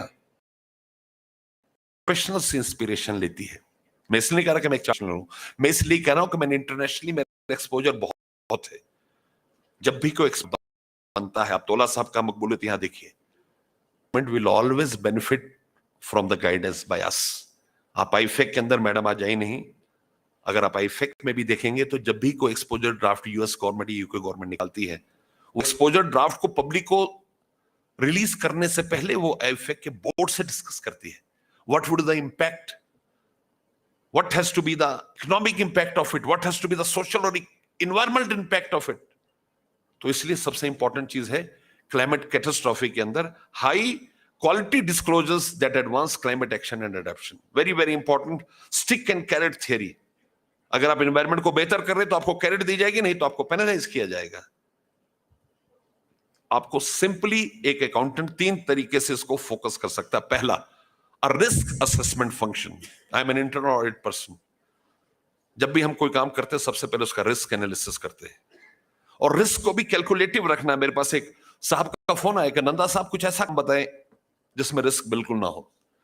मैंने कहा जनाब मैं भी पिछले 35 साल से ऐसे किसी धंधे की खोज में हूं जिसमें रिस्क ना हो, लेकिन यकीन जानिए जहां रिस्क नहीं है वह रिवॉर्ड नहीं है। Where there is no risk, there is no compensation. Where there is no risk, there is no return. So you have to have a calculated risk. तो इसलिए आपके risk appetite को जानना, as a professional, you are answerable to the audit committee or to the board. You need to understand the risk appetite of the board or the audit committee, which ultimately translates into the risk appetite of the corporation. And then you have to create a risk model. You have to create ways and means to mitigate that risk. और कई बार risk ना जाने कहां से आ जाता है। अगर कहीं और से भी रिस्क आए तो उसको इमीडिएटली कैसे हम कैटर करेंगे, कैसे रिस्पॉन्ड करेंगे, बड़ा इंपॉर्टेंट है रिस्क असेसमेंट। और वो रिस्क असेसमेंट सब लोगों को अवेयर करता है कि इससे हमें, इस फला चीज से हमें कितना नुकसान है। Second, a valuation function, very important. Valuation आज बड़ा इंपॉर्टेंट एरिया हो गया। आप देखते हैं हमारे वैल्यूएशन स्टैंडर्ड्स आ गए हैं। आप कुछ भी काम करते हैं आपको वैल्यूएशन चाहिए। अगर आपको एक्सपोर्ट इंपोर्ट करते हैं, you need valuation on that. Even if you go for IBC, insolvency and bankruptcy code, because valuation is very important. And with IFRS coming, आपके यहां तो बहुत पहले से आया है, हिंदुस्तान में हमने उसको चेंज करके इंडियस में तस्लीम किया है। व्हाट डज इंडियस से? It speaks of valuation. ये होटल हो सकता है किताबों के अंदर उन्होंने 10 लाख रुपए का डाला हो जिसकी कीमत अरबों रुपए हो। वैल्यूएशन कहता है बैलेंस शीट डेट के ऊपर आप हर एक फाइनेंशियल एसेट को वैल्यू करें, फाइनेंशियल लायबिलिटी को वैल्यू करें और क्रिएट करें एक बिल्कुल क्लियर कट बैलेंस शीट, जहां पर आप बड़े तवज्जो से समझ सकते हैं कि आज की डेट में क्या प्रपोजिशन है। जब आप नॉन फाइनेंशियल रिपोर्टिंग करेंगे तो आप देखेंगे कि एक बहुत बड़ा इंफ्रास्ट्रक्चर क्रिएटेड है, लेकिन वो इंफ्रास्ट्रक्चर कितने समय तक चलेगा, उसमें पब्लिक आउटक्राई है कि नहीं है, पब्लिक इंपेटस है कि नहीं है। कहते हैं ना, दिल खोलो यारों से वरना खुलवाना पड़ेगा औजारों से। जब आप ज्यादा बात नहीं करते तो डॉक्टर आपके पास आते हैं, क्यों दौला साहब?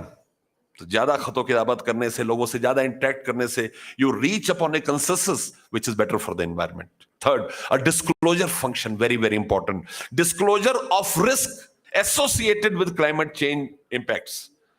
हमने एक वर्ल्ड कांग्रेस करी है, अभी आपके यहां से भी 10 लोग आए थे पाकिस्तान से, वर्ल्ड कांग्रेस ऑफ अकाउंटेंट, जिसमें मैडम प्रेसिडेंट भी आई थी जो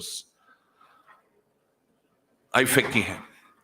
वहां पर हमने एक बात की तवज्जो की कि बहुत सारे लोग आ रहे थे, होटल इस्तेमाल हो रहे थे, गाड़ियां इस्तेमाल हो रही थी, फ्लाइट्स इस्तेमाल हो रही थी। तो हमने कोशिश की और उसमें कामयाब भी रहे। हमने उसके अगेंस्ट कार्बन क्रेडिट को जोड़कर 0 कार्बन क्रेडिट कर दिया।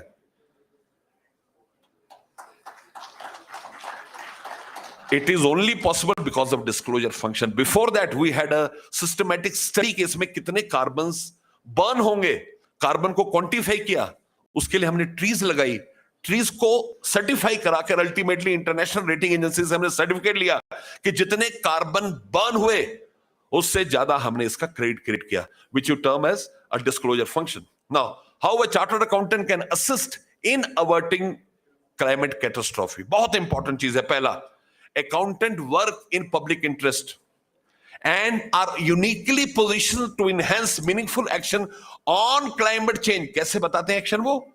By providing relevant insights and analysis, reporting and assistance to help organizations create and protect long-term value.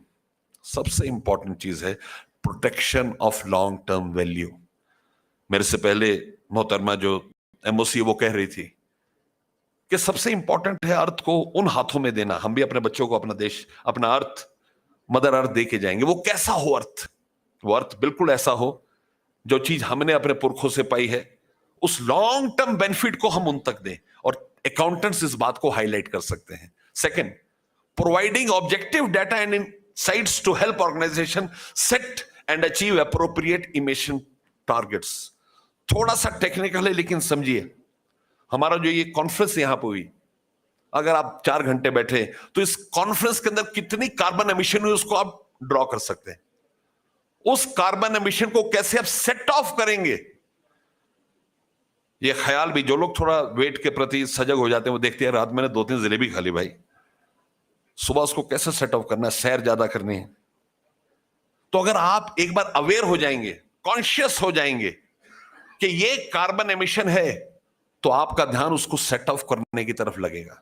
And that is the third important area, contributing to efforts to integrate climate change risk into governance strategy, finance and operations, and enabling reliable decision, useful climate related information. जिस दिन आपको समझ आता है कि आपकी हर एक function climate के साथ जुड़ी हुई है, may it be governance, may it be strategy which you make. अब स्ट्रेटजी क्यों इंपॉर्टेंट है? स्ट्रेटजी का मायने क्या होते हैं? स्ट्रेटजी का मतलब है किसी काम को कम समय में सक्सेस की गारंटी के साथ करना. एक बदहवास आदमी डॉक्टर तक जा पहुंचा, जगह डॉक्टर साहब मैं बहुत दुखी, मुझे रातों की नींद हराम हो गई. डॉक्टर ने कहा क्या हुआ मेरे भाई? कहता रात को जब भी मैं सोता हूं मुझे एक सपना आता है, उसमें मुझे एक दरवाजा दिखता है जिसपे लिखा है डोर टू सक्सेस. मैं बड़ी शिद्दत के साथ उसको खींचता हूं, लेकिन सबसे अफसोसजनक बात यह है कि वो दरवाजा खुलता नहीं. डॉक्टर ने कहा आज रात को जब ये सपना आए तो डोर पर फोकस करना. अगले दिन वो मुस्कुराता हुआ, गीत गाता हुआ डॉक्टर तक पहुंचा. He said, "Doctor, you have changed my life." Doctor said, "What happened?" He said, "I saw the same dream yesterday, but the moment when I looked into it, I could see a small slip which read push. I simply pushed through success. Strategy will ensure that you push things in the right way." Delivering insights on the financial impacts. Climate change का financial impact बड़ा important है. Providing assurance on climate information. Yes, that information, that assurance would ultimately create a prototype where you are able to develop and bring out the disadvantages of the emissions. Advising on potential changes in tax laws, because tax laws पे जब हम penalties लगाएंगे उन corporations पे जो ज्यादा carbon emit करते हैं, तो नेचुरली बहुत फर्क पड़ेगा और उससे हम एनवायरनमेंट को सेव कर पाएंगे. सर, मेरा समय खत्म होने का है, तो चलते चलते 2 बातें करके आपको खत्म करूंगा. रिसेशन की बात होती है, थोड़ा सा प्रोफेशनल अपॉर्चुनिटीज पर, कि चार्टर्ड अकाउंटेंट्स और प्रोफेशनल्स पूरी शिद्दत के साथ डॉक्यूमेंट्स पढ़कर रिव्यू करते हैं थाउजेंड्स ऑफ ट्रांजैक्शंस. उन रिव्यू से बहुत बेहतरी होती है कॉर्पोरेट्स की, उस पे फोकस करा करें, जिसको हम ट्रांजैक्शन ऑडिट कहते हैं. Second, they are alerting the corporates, they are alerting businesses when a recession has to come. तो उनकी पहली जो कॉल होती है, जिसको कहते हैं first signs of recession, that should be taken into account. Third thing, professional accountants undertake necessary function when economies tend to recede. जब इकोनॉमी रिसीड करती है, और एक प्रोफेशनल अकाउंटेंट की क्या पहचान है. देखिए, आईसीएमए ने बहुत बेहतर काम किया है. मैं मलिक साहब को उसके लिए मुबारक देना चाहता हूं. Very wonderful work done. I have come from India. लेकिन जब पहचान की बात करें तो रात में 11:15 बजे लॉबी में बैठा था, एक साहब गुजरे, उनके मुझे भी बिल्कुल साहब की तरह थी। उनको मैं कहा साहब आपकी मूछें मलिक साहब की तरह है। वो कहते हैं हम उनके सके भाई हैं।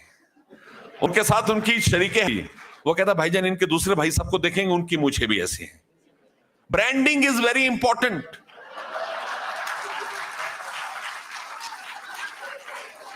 Holding conferences of this stature gives brand.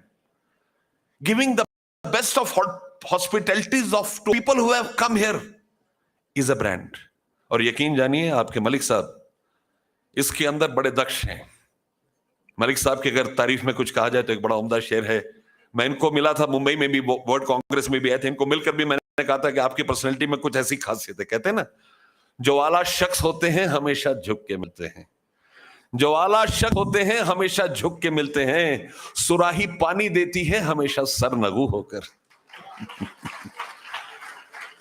सो चलते चलते आखिरी इंपॉर्टेंट बातें आपको डाटा एनालिटिक्स आपको बताएगा कि किस तरह आप एनालिसिस करके निकालते हैं वो इश्यूज जिनके ऊपर तवज्जो की जरूरत है, बोर्ड की भी और नॉर्मल मेंबरशिप की भी।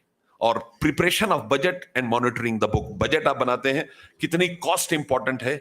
आखिरी चीज, financing the climate transition, building the green exclusive resilient economies of the future. जहां रुपए का जिक्र आता है वहीं प्रोफेशन का जन्म होता है। आपको अल्टीमेटली बजटिंग करके वो रुपया निकालना है जिसके जरिए आप बड़ी शिद्दत के साथ क्रिएट कर सकते हैं एक ऐसा एनवायरनमेंट जहां पर क्लाइमेट कैटास्ट्रॉफीज, क्लाइमेट की प्रॉब्लम्स को दूर करके हम एक खूबसूरत एनवायरनमेंट में जाएं जहां जाकर हमें खुशी मिले। I want to thank you all for giving me the time to speak. और सबसे इंपॉर्टेंट मेरे लिए, ये मेरे पुरखों की सरजमी है। मैं यकीन से बता सकता हूं, मैं पाकिस्तान तीसरी बार आया हूं। आपको सुन के ताज्जुब हुआ, मैं 2015 में भी यहीं आया था और खुदा का करम देखिए मुझे 530 नंबर कमरा मिला था जो इस बार भी मिला है। सो पाकिस्तान आना मेरे लिए बड़ी बढ़िया बात है। और फैसिलिटेटर अगर बढ़िया हो, अशफक तोला साहब, तकरीबन दिन में 8-10 बार इनसे बात होती थी। इतना अच्छा मिजाज पाया है इन्होंने। कोई बात नहीं नंदा साहब, वेट करो, आपकी रिपोर्टिंग हटाते हैं। आपकी शरीकियात आना चाहती है, वो हमारी बहन है, वो जरूर आएगी, मैं वीजा कराता हूं। चावला साहब आना चाह रहे थे, लास्ट मोमेंट इन्होंने हमारा वीजा कराया। मैं सिर्फ ये कराना चाहता, हुकूमतों की बात नहीं करता, लेकिन सरहदों के बीच में मोहब्बतों की दीवारें नहीं, मोहब्बतों की ब्रिजेस हैं। Not speaking much, I would like to tell you that all of us have the same chemistry. हम एक पंजाब के हैं, पंजाब के बड़े टुकड़े हुए साहब, एक चढ़ता पंजाब किया, एक उतरता पंजाब कर दिया, हिमाचल प्रदेश, दिल्ली, लेकिन अल्टीमेटली पंजाब और पंजाबियत, ये मोहब्बत साहब चढ़ती रहेगी। और हिंदुस्तान और पाकिस्तान की दोस्ती, आवाम की मोहब्बत चढ़ते सूरत तक रहेगी इंशाल्लाह। आमीन। शुक्रिया।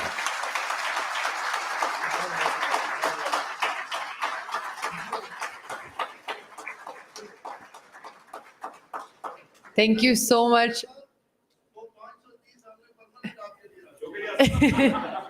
आपके लिए मुबारक कमरा हो गया। Thank you so much. This was Mr. Nanda, and what an insightful and like thoughtful speech you just gave. और मैंने दो चीजें सीखी और दो I always take these little bits of everything that I hear home and I follow them. और दो चीजें जो मैंने सीखी, पहली चीज, रिस्क लेते रहें, रिस्क ऊपर वाला देगा। In business, keep taking risks because your sustenance is from God. And second thing is नक्शों में बांट दिया हमें, लेकिन दिलों में तो अलग नहीं कर सकते। So it was lovely hearing you speak, sir. And next up, we will have a little poll again, because now we're going to have our next panel discussion. And at the end of it, we will go through the results of our poll. It's a little survey. So you can log onto slido.com and enter your code 2852311. 2852311. Log on to slido.com and enter the code 2852311. And it's like just a little MCQ based question. It's a multiple choice question, and there's no wrong answers. It just gives us, kind of like an insight about your opinion about whatever situation that we ask you about. So it's highly subjective. It's up to you. Next up, I hope you all are done, with the little MCQ. It's like a speedy thing. Next up, I'm going to invite our guest of honor.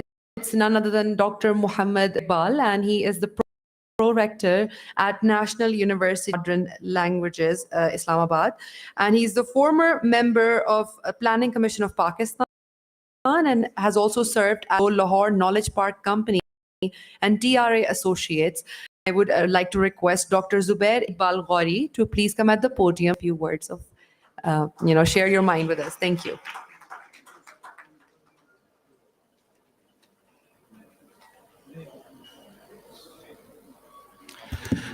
Assalamu alaikum and very good afternoon, ladies and gentlemen.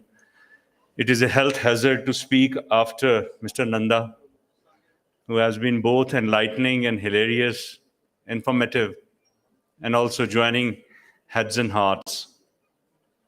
But before going further, because you are going to have about 5 to 7 minutes with me, and how to cope with 5 to 7 minutes with me, I'd just like to share a joke with you. A man met an accident and died. But just before his spirit was taken away, the angel asked him, "What do you want?" उसने कहा, "अल्लाह के नाम पे मुझे एक दिन की जिंदगी और दे दो." The angel said, "This is out of my purview. मैं तुम्हें maximum 1 घंटा दे सकता हूं." ने कहा, "चलिए 1 घंटा दीजिए, क्या करोगे इस 1 घंटे में?" He said, "I want to go to my that professor's class and spend that time 1 hour with him." Abracadabra, he was there. And everybody was surprised. सबको पता चल चुका था कि ये बंदा जो है, he has gone already. तो अब ये कैसे जिंदा होके वापस आ गया? उसने कहा कि सर मुझे 1 घंटे की मोहलत मिली, and I thought I should spend this 1 hour with you. तो प्रोफेसर का सीना इतना चौड़ा हो जाता है. कहता, "Oh, my class is so interesting that you want to spend the last hour of your life with me?" उसने कहा, "No, sir. 1 hour in your class is like a lifetime." So these 5 minutes with me may be a lifetime for you. I must confess that I'm not an accountant, and what galaxy of the people and the professionals that I was missing throughout my life. They are the true professionals. They are working in many ways. I think the guests are leaving, so.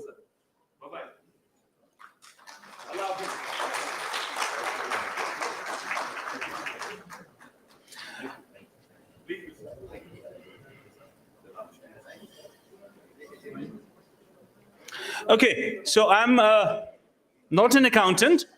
I'm a management professional. I want to see the things in a strategic manner. You all are, किसने GPT के बारे में नहीं सुना? Everybody?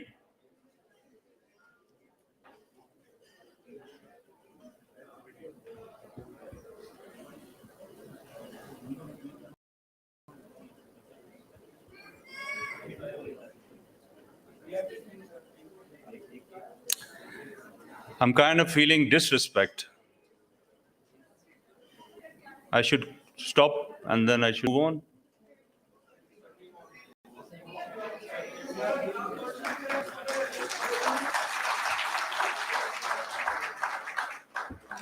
Okay, I hope everybody of you have heard about GPT and many of you might have used it. Do you know how many million or trillion neurons your mind has? Any idea?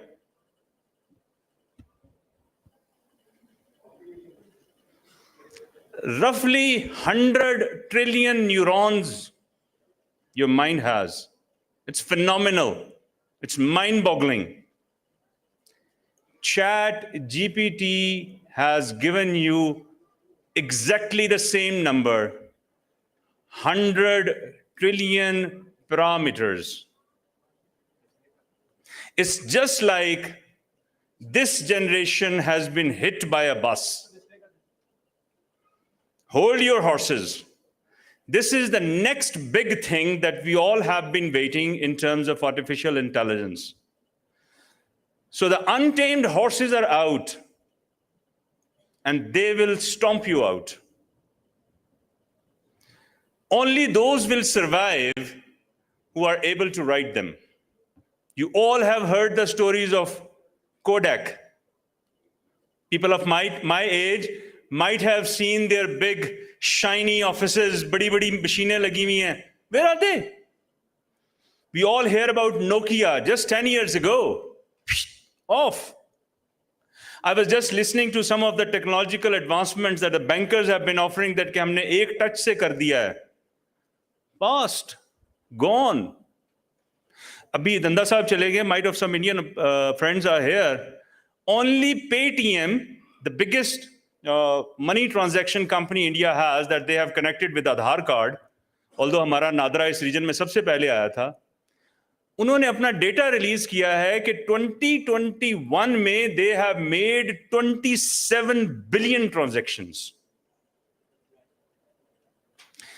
650 million active subscribers हैं Paytm के. And we are scared. We are scared to death. We are not ready to take the next step. You know what is the motto of Government College Lahore? Anybody? A Ravian here? Anyone from Government College Lahore? What's the motto of government? It's the courage to know. डर के आगे कामयाबी नहीं है, डर के आगे confidence है. You have to be confident to take the next big step. और इसके साथ जो दूसरा मसला हमारी कौम को दरपेश है वो grandeur syndrome. I am the best, I know everything. और हम एक दूसरे से रुस के बैठे हुए हैं, लिटरली रुस के बैठे हुए हैं. We don't talk to each other. Somebody was talking to me कि industry academia, I am representing academia at the moment. Industry academia collaboration होनी चाहिए. No, industry academia इंटीग्रेट होनी चाहिए. हम लोग अपने अपने प्लैनेट्स पे बैठे हैं और समझ रहे हैं कि हम, और उसके बाद हालत ये आई हुई है. गालिब ने जैसे कहा था कि कर्ज की पीते थे मैं और समझते थे कि हां रंग लाएगी हमारी फाका मस्ती एक दिन.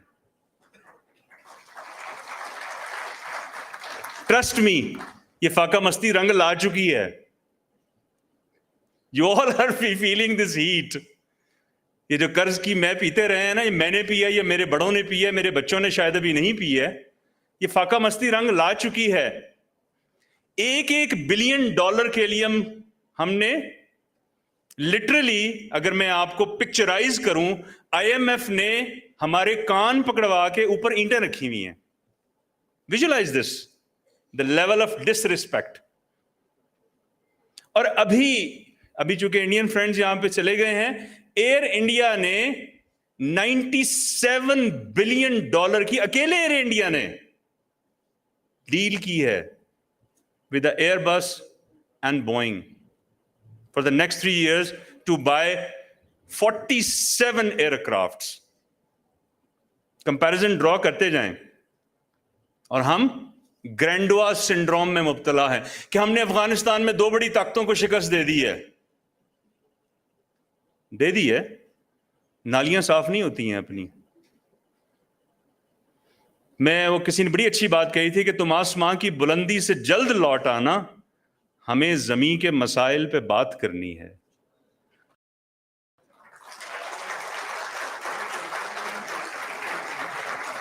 चीनो अरब के मसाइल हल करना चाहते हैं, पैन इस्लामिज्म में जाना चाहते हैं, नील के काहिल से लेकर ताबखा के करना चाहते हैं, ममूरे को शहबाज से लड़ा देना चाहते हैं.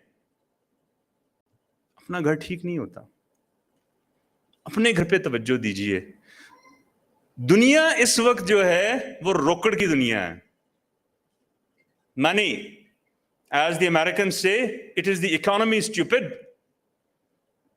We have to work to sell ourselves in this market. And you are the guys who can tell us what to do, because you are the money people. Not only money people, but money making people also. मैंने GPT पे question लिखा. You can also try. Tell me a joke about the role of accountants and their future. You know what did it or he or she reply? That a normal accountant's daily job is cut by half because of the artificial intelligence. I asked, what will he do in the rest of the day? He said, he will count his own money. So in this role of academic integration, we have to work hard. The last minute I'm taking. There is no free lunch, ladies and gentlemen. There is nothing for granted. There is nothing that you take that कि आप begging bowl में ले लेंगे. There is nothing like democracy in the international politics. आप समझते हैं कि आपको अल्फाबेटिकल ऑर्डर में कुछ चीजें मिल जाएंगी, आपको ह्यूमन राइट्स पे कुछ चीजें मिल जाएंगी, एनवायरमेंटल के issues we have been hit hard, हमें कोई दे देगा. नो, ऐसा कुछ नहीं होने लगा. Come out of your dream. और जाते जाते इसी से रिलेटेड एक जोक आपको बताऊंगा. That a plane was flying and it lost one of the engines. And the pilot said, ladies and gentlemen, we have lost one of the engines. We have to shed some of the weight. So I am going to throw away your luggage in the interest of your life. People said, okay, throw it away. The plane started a bit smooth. After a few minutes, it's again started like this. Again came on the PA. The pilot said, ladies and gentlemen, I have lost the second engine also. But don't worry, I can float it, but I have to throw some of you down. So I'm coming in the cabin myself, and I will decide who will be throwing down. आता है cabin में, और ऐसे कहता, please don't worry, I am a democratic person. I will go with the alphabetical order. लोगों ने कहा, चलो, ठीक है. So what was his alphabetical order? Okay, starting with A. Any African around? So all the Africans were picked up and thrown. Okay, start with B. Any black? Out. So the people were feeling a bit secured. He said, C. Any colored person here? Out. Right at the bottom of the cabin, there was a black child sitting with his mom and nudging her. You liar! You are immoral. You have always been telling me to speak the truth. I'm A, African. I'm B, black. I'm C, colored. Why didn't you raise your hand? She said, shut up. We are Negroes for the moment. Thank you, ladies and gentlemen.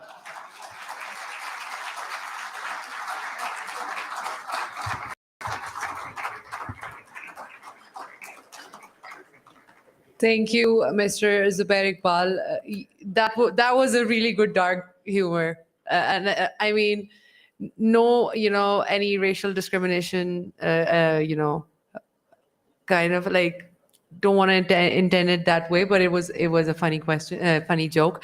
And now moving forward, we will have the moderator for our panel discussion today, and it's Mr. Athar Salim Chaudhry, the Vice President of ICMA International. I would like you to please come at the podium and brief the audience, give a general overview about our panel discussion.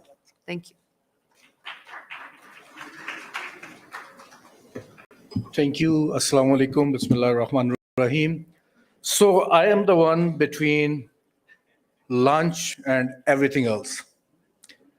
And after listening to Nanda Saab and our fellow from Namal, I think it will be very hard for me to catch up with the standard, cracking some jokes and sharing some share ghalib ke wo bhi. So it's a hell of a task now for me and my panelists. So the theme is accountants' role in averting climate catastrophe and economic turndown. And luckily, our finance minister and minister of the state both are accountants. So their role will be averting. I'm not saying they will be having a hand in it.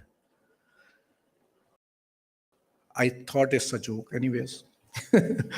So this is the role, and we need to understand that yesterday there was a statement that anything that gets counted gets done. So this is very important thing when we accountants look at anything. Any marketing guys here? They were here. Any marketing person left in the hall? No one is. You are the marketing. You are not accountant. So Zia Saab is saying he is not an accountant. He has declared himself as. So there's another marketing guy.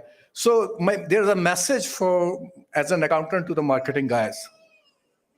Whatever you do, whatever you plan, we will count it. So you can't escape from ourselves. Because whenever you talk to these marketing guys, they will say they will achieve these heights and they will shoot for the stars and they will reach to the moon, and how it will happen, they will not tell you. And I am here, we accountants are here to count each and everything, and this is what will happen in the climate and how economic turn down will turn around. We need to count. We need to count every step. We need to count every penny. How to count, how to share the account, how to analyze the count. This will give us the path to success. With these words, may I request to call the panelists, please? Thank you so much, Mr. Athar Salim. And now I'm going to announce the panelists, and with their names, I would request them who are physically present here to please come on the stage and take your seats. But first of all, we have Mr. Suresh Guneratne from Sri Lanka. He's joining us on cloud virtually, and he's the director and CFO at Diesel and Motor Engineering PLC. Next up, we have CACS Nanda, Central Council Member, Institute of Chartered Accountants of India. Then we have Mr. Muhammad Yusuf Khan, CEO, M. Yusuf Khan and Companies. Then we have Syed Mubashir Ali, Director Tariff at NEPRA. And then lastly, we have Mr. Asad Hamid Khan, the head of ACCA Pakistan.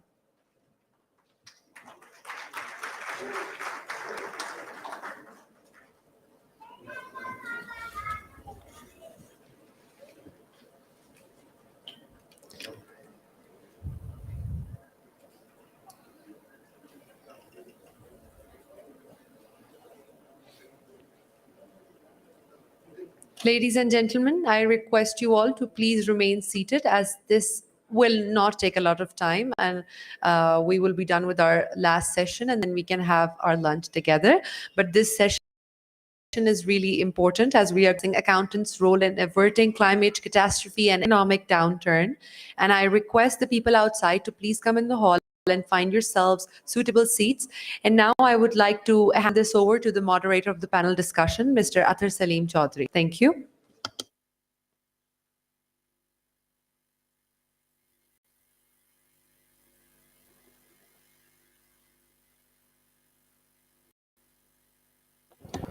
Right, thank you.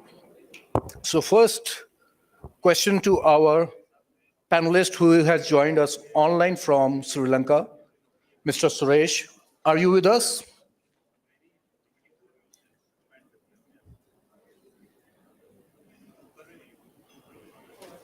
Mr. Suresh, are you with us?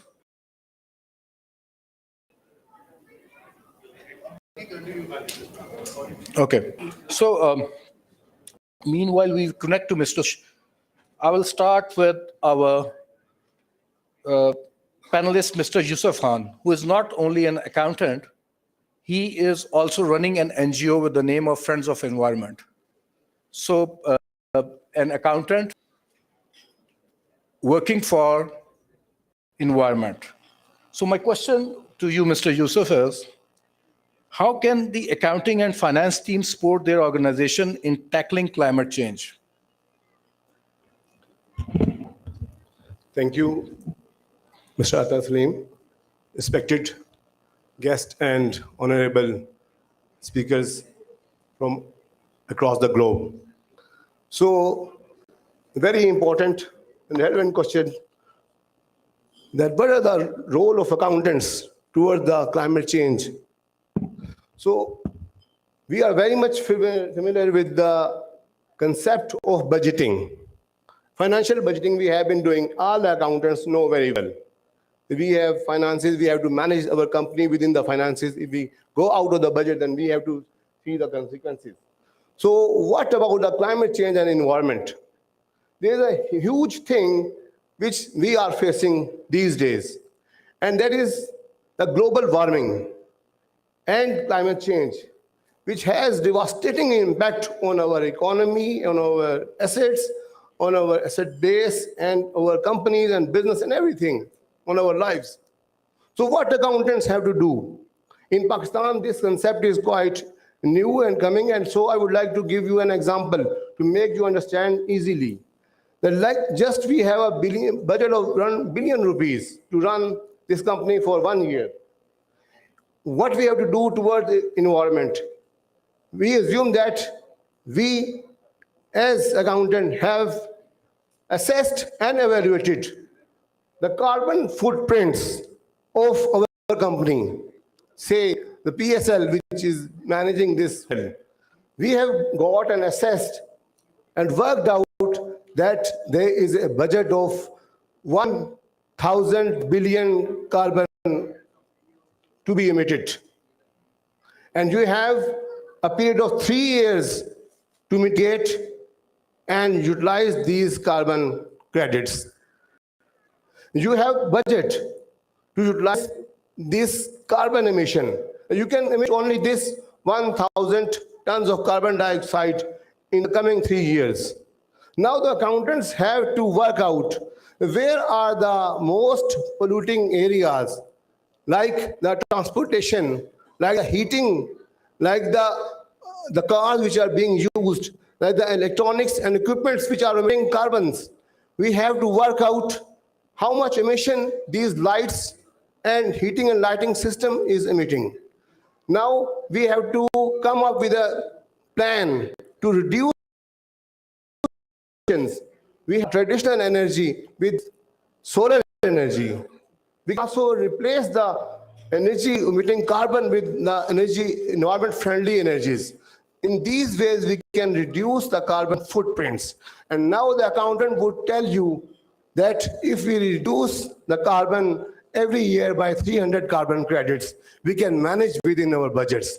So this is one simple example how the management accountants and accountants can play their role towards a management of the environment and the environmental impacts and the carbon emission which we can reduce through our efficiency with our strategic planning and with our ESG governance, environment, social and governance. Thank you, Yusuf. So the idea is to count. Again, what he said was that count, and when you start counting, it will get addressed. So my next question will be from Mr. Asad Hamid Khan, who is head of ACCA Pakistan. Mr. Asad, please share with us how ACCA is educating its members about climate change issue. Good afternoon, everyone. Assalamu alaikum. I'd like to start with thanking the ICMA Pakistan president for actually allowing this opportunity, not just to myself, but to all the delegates. To have this convention, inviting international delegates, and what better theme that we are talking about unification of a voice. I'd like to thank the honorable delegates who are joining us from Sri Lanka, from India, from SAFA, the presidents, the past presidents. And I think this is the first pillar of, so we've talked about climate change, we talked about sustainability. So there are a lot of takeaways in terms of the conversations that the learned speakers have had before myself. So in how ACCA is looking at it, it's no different than any professional accounting body. It's no different than the principles that have been laid out by the International Federation of Accountants, and it's no different than any organization that is seeking sustainability, not just for itself, but for its members. ACCA says that we are a force for public good. And how do we want to be relevant and sustainable in the future is that how we can create opportunities, not just for ourselves, but for everyone. In terms of the community that we talk about, professional accountants, they are going to be at the heart of sustainable organizations going forward. And this is where ACCA, just like any other professional accounting body, is embedding a two-pillared or a two-pronged strategy where we as an organization are talking about sustainability, whether that is in terms of our own net zero strategy, our own net zero target. When we want to achieve that, that's going to be in 2035. Whether we talk about our members and future members, whether we talk about the businesses that they're going to serve. So in terms of the second pillar, ACCA specifically focuses in terms of, first of all, enabling them through an integrated report, which ACCA publishes every year, where we talk about not just the financial, but also the non-financial resources, the non-financial commitments, the non-financial input. And once that has been shared with our members and our future member fraternity, we embed that into the qualification in a way that it is now integrated. It is integrated in terms of everything that is being taught to a professional accountant from the very first paper when they join the qualification to the point that they continuously develop themselves in terms of continuous learning as a professional development, which is necessary for all professional accountants. Last but not the least, I will just like to comment on how ACCA is working across various countries, and I would be thankful to the Institute of Chartered Accountants of Pakistan and to the Institute of Cost and Management Accountants of Pakistan for leading and developing the profession in Pakistan. So how we collaborate. So ACCA has subscribed to 9 out of the 17 United Nations Sustainable Development Goals, where we focus on collaboration, where we focus on responsible consumption, where we focus on reducing inequalities, where we are focusing on ensuring that climate action is at the heart of everything that we do, not just what ACCA does as an organization, but each member and future member, how they contribute to their business in terms of ensuring the long-term success. Thank you very much. Thank you, Asad. Ladies and gentlemen, अगर आप इसी तरह बातें करते रहेंगे तो मैं सवाल बढ़ा दूंगा. So what ACCA does is it's issue a report every year, and that means they count. So we are back to the word count. If you want to change something, start counting. So now my next question will be from our panelist who is online, Mr. Suresh. Mr. Suresh, can you hear me? Yes, I can hear you. Actually. Yes. Okay. Can you hear me? All right. My question is accountants have a pivotal role to play in identifying and managing non-financial risk, such as climate risk. What is your viewpoint on this? Thank you for that question. Actually, let us first look at what a public organization can do in climate risk management. I think if you take institutions, organizations, including the public, private sector, and even the public sector, they're largely responsible for a carbon footprint, biodiversity, destroying of biodiversity, and also forest reduction. So if an organization is responsible, there has to be somebody, a living person, who has to take the responsibility. I think the conscience of an organization is accountant of that organization. So therefore, the accountant has, I think, a public responsibility as well as he or she will have to play a role as the chief value officer of the organization. I'll take a couple of minutes to talk about this. Say, when you talk of public responsibility, you are the person who is the conscience of the organization. Accountants, as you may know, are maybe could be the only profession who has a responsibility towards the public. They are defined in IFRS Code of Ethics and all that. I don't think other professions are usually they are responsible only to their client. But accountants are responsible to the public. Our Code of Ethics say that. So I think there is no other person better than an accountant to be the public conscience of the organization. So that person is well placed to be in the middle of climate risk management of that organization. Second is I consider the accountant as the chief value officer of an organization. What do I mean by that? Usually many value get manifested in capitals. Capitals include many things.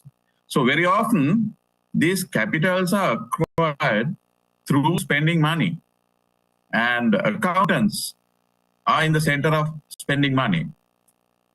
Therefore, it's very important that the accountant, as the chief value officer, spends on this capital called environment capital responsibly. In one way, he or she will have to allocate enough funds to make sure that the company does not do any harm, or the organization does not do any harm to the environment or mitigating it.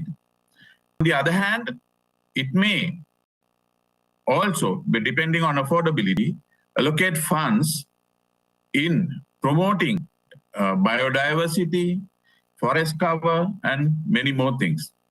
So in an organization, the accountant has this key role to play. I don't see anybody more suitable than an accountant to be in the center of an organization in mitigating climate risks and allocate resources on behalf of the organization. Thank you. Thank you, Mr. Suresh. So the idea was to do climate risk management and allocate resources. I think this is about counting also. Now I'll move to our dear Mubashir Ali, Director, Tariff NEPRA. Sir, you are responsible for all the energy hikes in Pakistan, are you? So the question is, this is not the question, I'm just trying to tease you. The question is, does the energy sector contribute to environmental degradation? Bismillah ar-Rahman ar-Rahim. Good afternoon, everyone. Thank you, Mr. Athar, inviting me as a panelist here.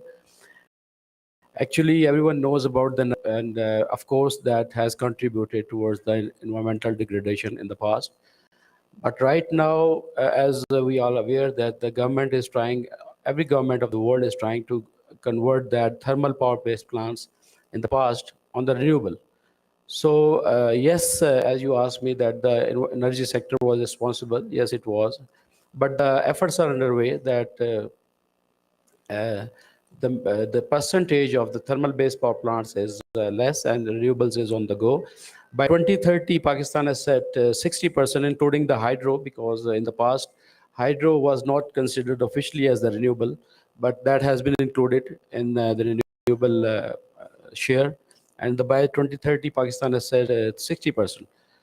So we are late in this. Right now, we also know that coal power plants are there. Few are under construction, and many have achieved a commercial operation date. because there was an energy crisis in 2010 and 15 years before, the situation was quite different. And the thermal policy that was announced in 1994, that was purely on thermal based RFO, HSD. So we are late in this, but I think so. Nothing is lost if we start aggressively pursue this policy of renewable. And recently, RFP was launched as well. We all know the government has brought international competitive bidding, and roadshow was conducted on the solar basis. So we have to learn from the experience and the mistakes. Actually, by selecting this climate catastrophic and downturn, I was remembering one of the quotes I used to study. I read at that time, the greatest human tragedy is to be indifferent. So if we are not indifferent in this world, and by this taking the opportunity of this forum, I would suggest Sir Shahzad Ahmed Malik Saab to collaborate with the Environmental Protection Agency. So our accountants are be there to collaborate with that agency, so that maximum what we can do for our country and for the globe to translate, because everything at the end of the day, as you yourself mentioned, when you were talking at the podium, that at the end of the day, money counts. So money matters. So you are always there for each and everything. So the role is very critical and important in future. So as soon as possible, we get updated and liaison with other bodies, professional bodies, like Mr. Asad said, that they have subscribed as sustainable development goals. So we must not be late anymore to do our proactive role, to play our proactive role, so that we come up. And for that, I am always available from the point of view for energy information. Whatever you need, you are most welcome. We will. It is already there on the website, and we are always available for that. And one more comment about the artificial intelligence, because that was a concept I read out in 1993. Had that to bring artificial intelligence into practice is that man is mortal. Whatever you get in your life, you have to go to the next world, and that has been retained by the artificial intelligence to be utilized for the mankind. So with that increase of the so much mushroom growth of information technology, fortunately the national intelligence is going on the very low. So we must have a balance between the artificial intelligence. जिसे मैं तरबियत कहता हूँ. You have to train your people so that they are equally intelligent, not relying always on the artificial intelligence. So this was my comment in what you asked, the energy sector. Thank you, Mubashir Shah. Don't delay the count. Be proactive. This is my take from his answer. Thank you. As I mentioned earlier, Mr. Yusuf is running a NGO, Friends of Environment. So I would ask he should explain us what he's doing to save the environment from this forum, Friends of Environment. Thank you very much.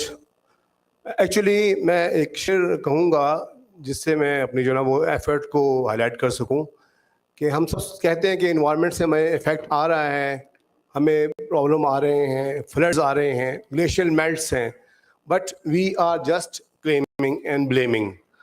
What we are doing is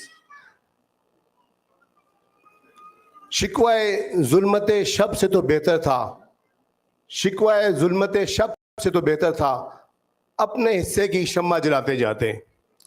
So international and global standard for environment is forest cover should be at 25%. So Friends of Environment जो हमारी NGO है, we have set our long-term objective that we want to raise the forest cover of Pakistan from less than now around 2% to 25% in next coming years. And this we are doing every year. We are planting at least 100,000 trees. And this season, we have planted more than 60,000 trees. And other thing, And we do it free of cost. We plant shady and indigenous trees, and this is the best thing which we can do from the point of view of the Pakistani people, because we have two-fold role. On one side, we are facing the challenge of global warming, which is not indigenous. Pakistan जो है global warming में या climate change में उसका role जो है 1% से भी कम है, which everybody accepts.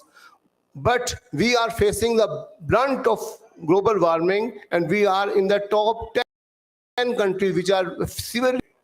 But what we are doing at Pakistan, we are cutting the trees, we are wasting our precious water resource, we are utilizing the very inefficient fuel in energy production, and we are not using our resources efficiently.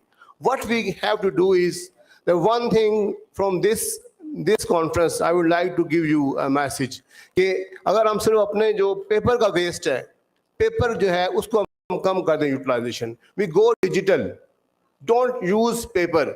इस paper की cutting, paper की वजह से हम हर साल billions of trillions of trees काटते हैं. Second thing, जो energy है उसको मिलें. We have to go to solar and renewable energies, wind and hydro. We have resources. We have a study which tells that Pakistan has more than 60,000 megawatt of clean potential. But what we have done right now up to this, less than around 12% we have explored this resource. We have to do these things to get ourselves protected. अभी जनाब साहब ने ये नमल से जो president है, बाहर से कुछ नहीं आएगा हमें बचाने के लिए. We have to save ourselves. We have to conserve our resources, water resource, energy resource, paper को बचाएं, plastic waste से बचें. ये चीजें जो हम कर सकते हैं. Instead of looking towards global people so that they can help and come and save us, we have to manage our economy. अब floods जो हैं वो हमें devastate करते हैं, हमारी economy को तबाह करते हैं, और हमारे जो जितने किसान हैं वो low income group के हैं, वो 60% हमारी crops damage हो गई. What we have to do? We have to create dams. At this time, on national level, we have to create a task force for climate protection. Unless we do ourselves, nobody would come from outside to save us. Thank you very much.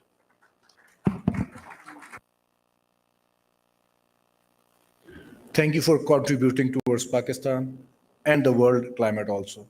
So my next question will be from our panelist who is online, Mr. Suresh.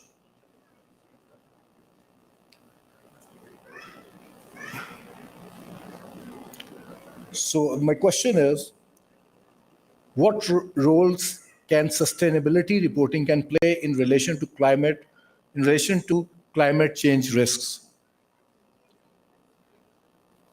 Okay, can you hear me? Yes, we can. Yes, we can. Thank you. So I think sustainability reporting plays a major role in promoting sustainability, particularly in relation to climate change. And it's a key driver of sustainability, if I may say so. Because in common sense, what gets measured or recorded will get done. So once an organization is in the public domain, once an organization starts sustainability reporting, that organization will always want to improve, put up a good face, and show the public that we are a responsible organization. So this transparency can improve the governance as well. If I put it in a different way, it will provide the license to operate, because we need to have the cooperation of the public and everyone around us for an organization to operate. So it is only the sustainability report will show the general public that we are a responsible organization and we do no harm. So that's an important part. Then from a business, from a reporting point of view, another favorable aspect is that with the sustainability conventions and standards, these reports become comparable. So we come to know where we stand in relation to what others do. And there is a business case also. So once we embed sustainability and climate risk management in our strategy, others come to know that we are a serious organization contributing to the well-being of the environment. So based on that, we can develop KPIs too for our employees and for businesses.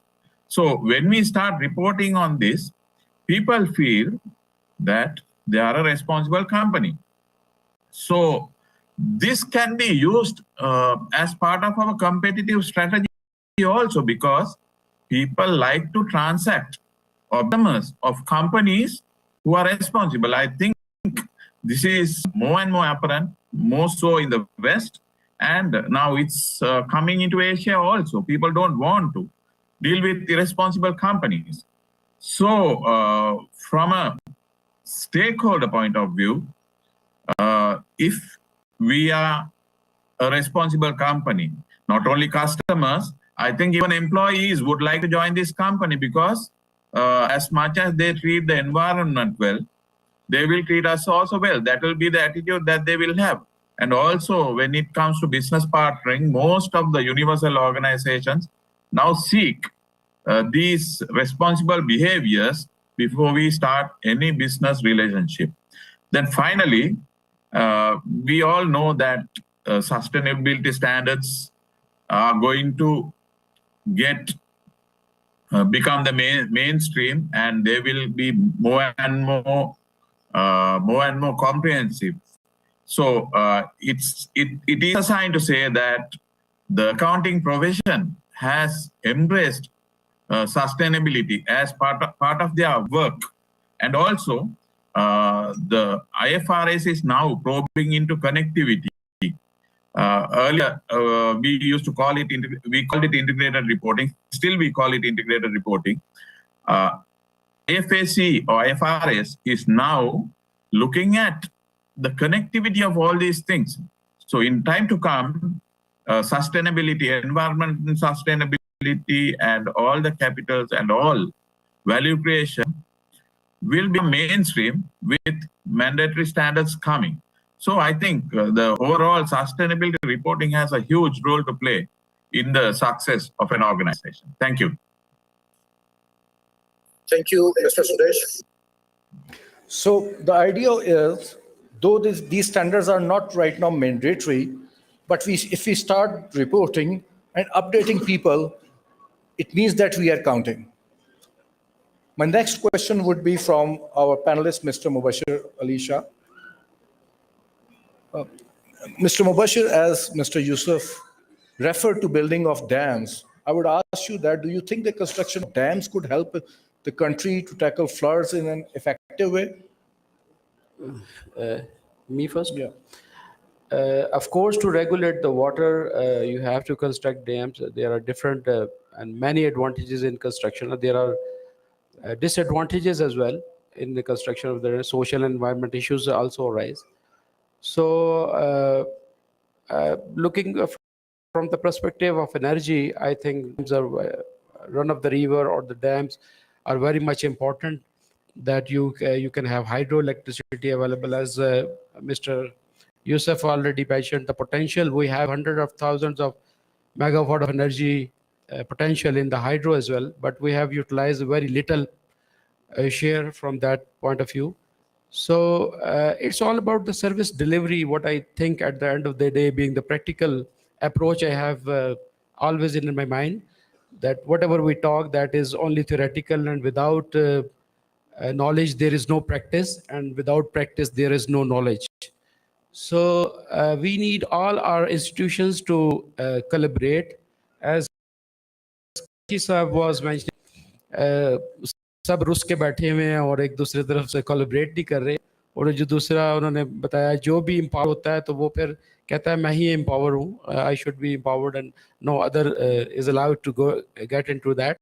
So we need the institutional approach to be collaborative, so that efforts are that results seem to be very favorable for everyone. Unfortunately, we don't learn from the experience. Every year there are floods, there are catastrophic situations in our country.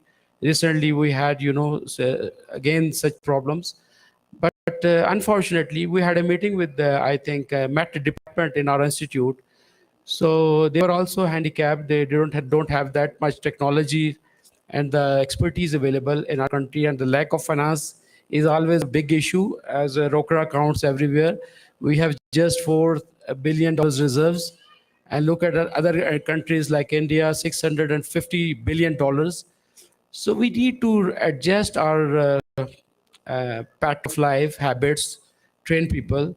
The more you go away from your goals, that will take a long way than to come 0 point and towards to focus on your goals. So construction of dams, basically you asked about that. So of course that has pros and cons, and cost and benefit analysis, that is the most critical areas. We all accountants knows about that expertise, that you have to have the cost of benefit analysis of each and everything, and if the benefits are more, you go for that project, and if of course the cost is more and the benefit is less, so you don't go for that. So it's very simple, not a rocket science. But the thing is, we don't collaborate and consolidate our expertise. As individuals, we are very strong, but when we form in the shape of an institution or as a country, we're absolutely monster-looking picture we portray to the world, unfortunately. But we have got the skill, but unfortunately, we don't get the will. So unfortunate. Thank you for the insight.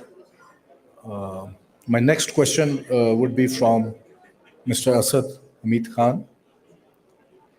And that would be, do you believe climate change considerations play a significant role in financial decision making? And let me appraise you, ladies and gentlemen, believe me, this is the last panel question.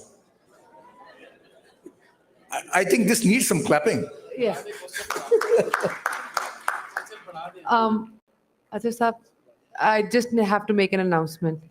Ladies and gentlemen, I request you all to please find yourselves seats, and we will shortly be adjourning this session. So we won't keep you long, but I would request you all to please find yourselves seats. Thank you.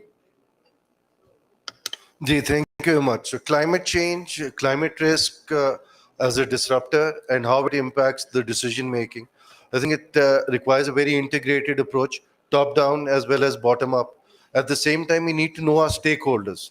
And to know our stakeholders, do we understand what the stakeholders need? So in terms of need, and when we talk about the stakeholders and integration, so each one of us has a separate responsibility to ensure that the decision making eventually that we're talking about is the decision making for an organization. But for that, we need to know whether we know our regulator, whether we know our customer, whether we know their needs. Do we have a product or service that is going to enable this sustainability or climate action or climate friendly drive? So all this put together, when we talk about decision making, there are multiple layers to that. So we talked about strategy. It was spoken by a learned speaker at the start. How a strategy integrated with the plan which is being executed on a day-to-day basis. And once we have put that strategy and have that plan, so we have talked about the measure, that we can only control or improve what we can measure or count, but we also need to track it as well. So there is strategy, there is plan. How well we are tracking it, how much of a variance we see in terms of our timelines, in terms of our financial commitments, in terms of our non-financial commitments, and last but not the least, in terms of how that is contributing towards, we talked about in a lighter note, the brand. So how we're integrating or using that as a brand for the organization. Trust me, in today's day and age, whether you speak to an investor, whether you speak to a creditor, whether you speak to a customer, whether you speak to an employee, all internal and external stakeholders, the focus that ESG has generated in terms of the impact on organizations is now being reversed. So now ESG is going to be referred in many future conversations as GSE, how the governance has enabled an inclusive and socially organization with an impact on its community and people, that leads to a safe environment, that leads to an environment that is going to sustain going forward. I'll just close on this note that when we as organizations talk about sustainability, climate action, financial decision making, we must know that there is an entire economy behind that, which is called a circular economy. Our decision making needs to take into account where we are sourcing our raw materials from, what is our production cycle, how we distribute that, how that is being consumed, and comes the last part. In terms of the wastage of that consumption, how we can again bring it back to the 4 Rs, which is reuse, refurbish, recycle, and repair. So, and one additional stats which many of us may already be aware, that the dependency of the global GDP on the natural, how many of us would know what percentage of global GDP is being sourced from natural resources? I leave that question to ponder going forward, but I'll answer that. 50% of the global GDP is dependent on natural resources, so it is our responsibility. I think we talked about the friends of the environment. Let's add an additional dimension to the professional accountants, that we are friends of the planet. Well, the friends of the planet are contributing towards ensuring that this 50% natural resources we are conserving and leaving for our future generations. Thank you very much.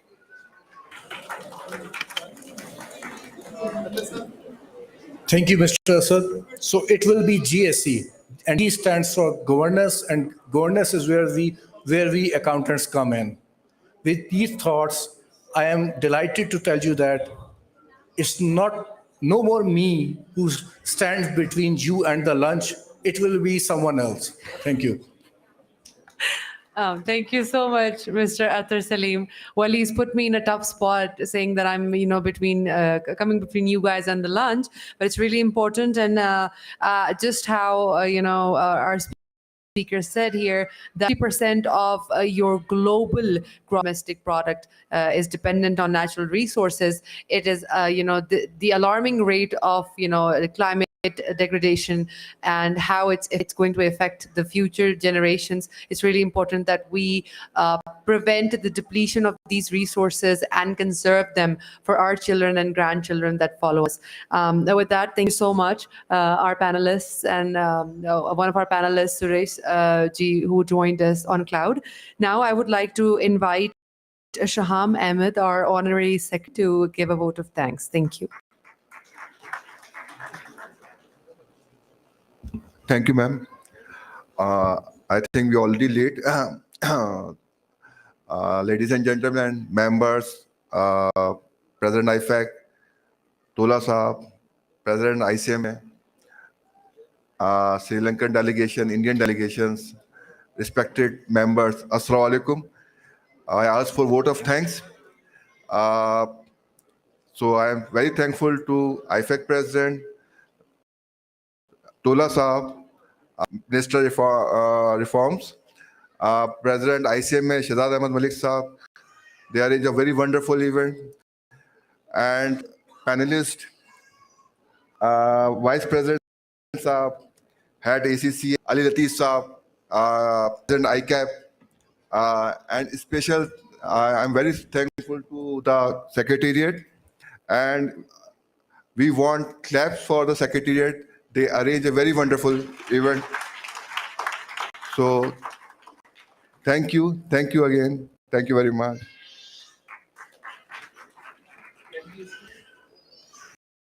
Sure. I would request our panelists to please take their seats.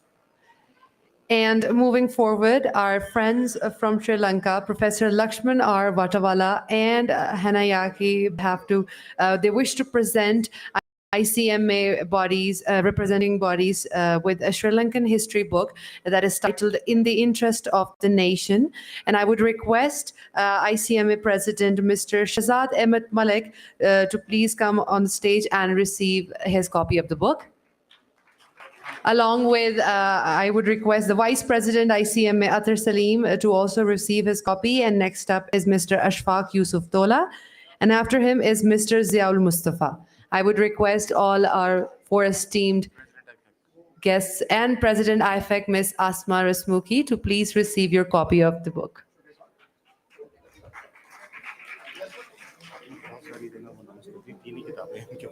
उन्होंने कहा कि मैं कमरे में रखा है बोल रहे थे मुझे कहते मैं लंच के बाद दे दूंगा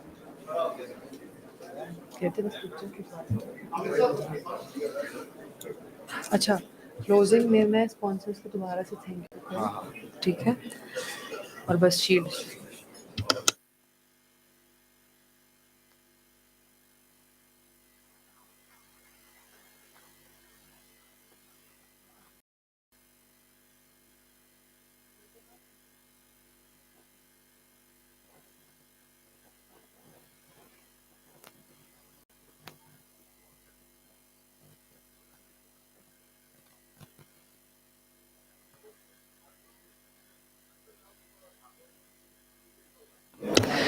Please, Mr. Ashfaq Yusuf Tola, I would request you to receive your copy of the book that is titled In the Interest of the Nation. It is a book based on the history of Sri Lanka.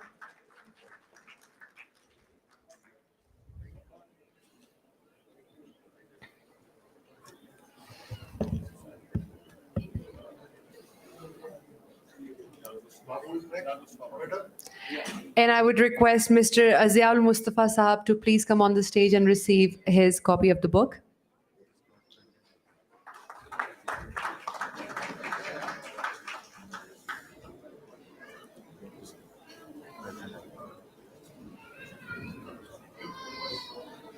I would request President IFEC, Ms.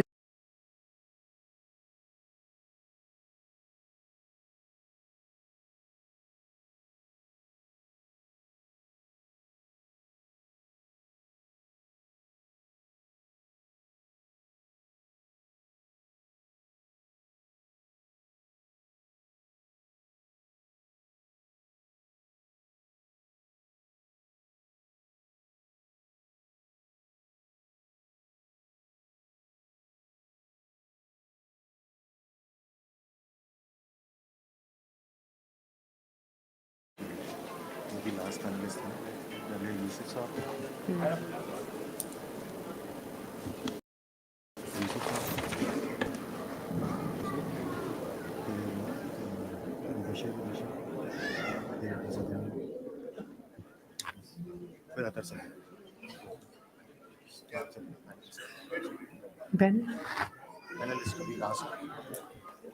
I would request the panelists of our last session to please receive their shields. Mr. Mohammed Khan, CEO, M. Yusuf Khan and Companies, receive your shield.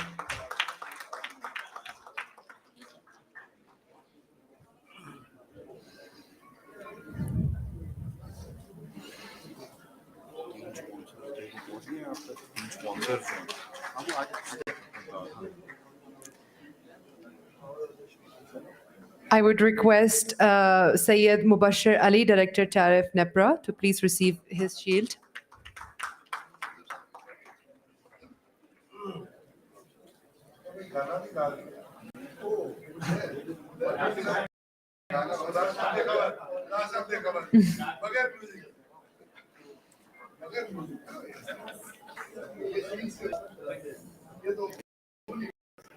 Next, I would invite Mr. Asad Hamid Khan, the head of ACCA Pakistan, to please receive your shield.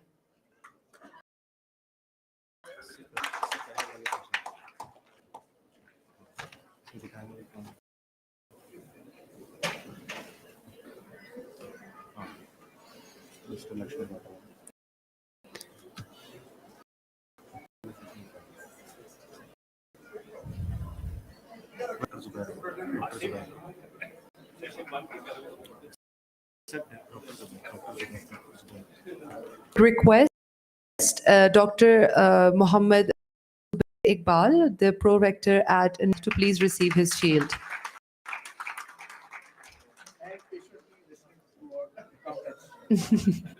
And thank you, sir, for patiently listening to all the accountants in the room. And this was not said by me. This was said by the Vice President ICMA.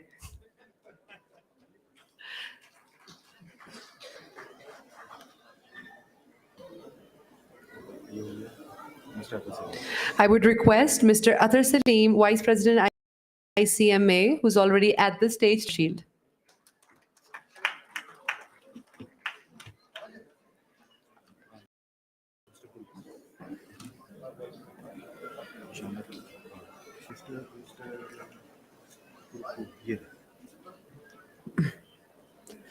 I would request Mr. Hishana Karupu, a Vice President, South Asian Federation of Accountants, to please receive your shield.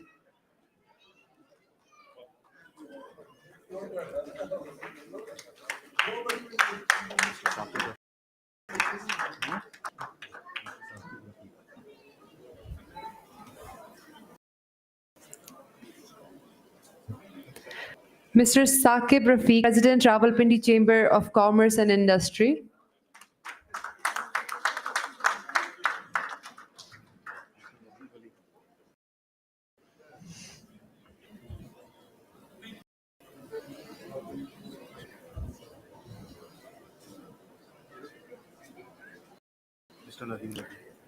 Mr. Nadeem Wali, FCMA, Lead Financial Analyst at USAID.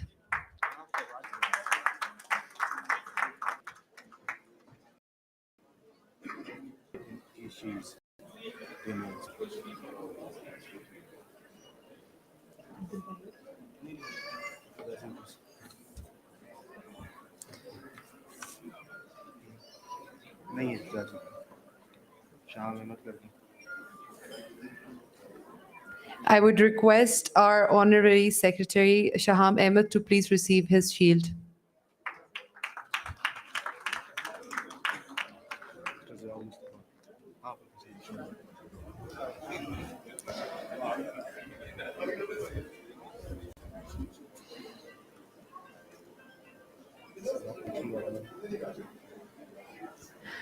I would request Professor Lakshman R. Vatawala, President, CMA Sri Lanka, and Session Chairman, to please receive his shield.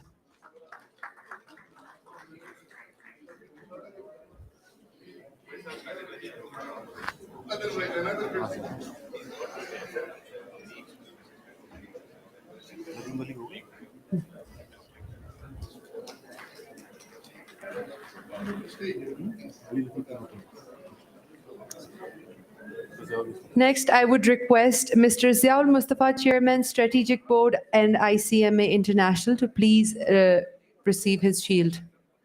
Thank you.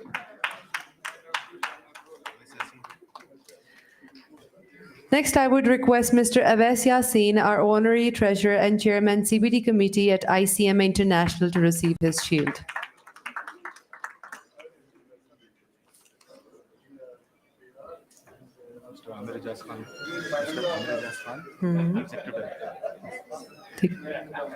I would request Mr. Amir Ijaz Khan, Executive Director at ICMA Pakistan, to please receive his shield.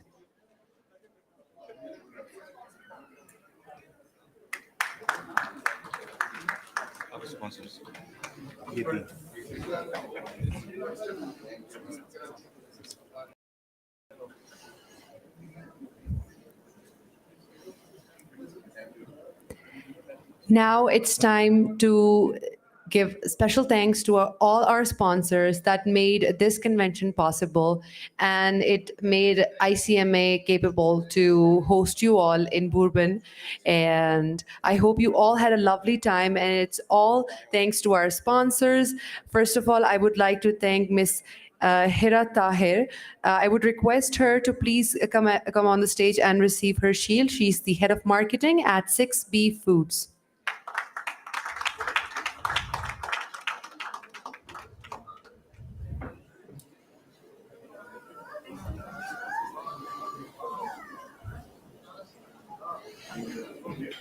Graduates भी हैं अभी, ठीक है इसके।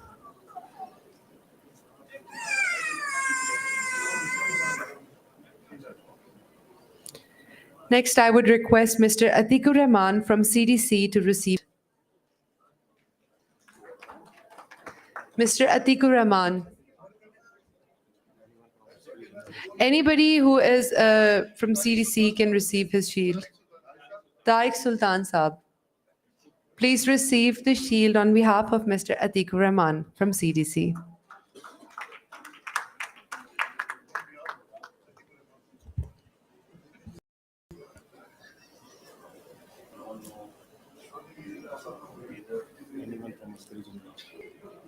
Now, I would request anybody from Askri General Insurance to please come and receive the shield. Anybody representing Askri General Insurance.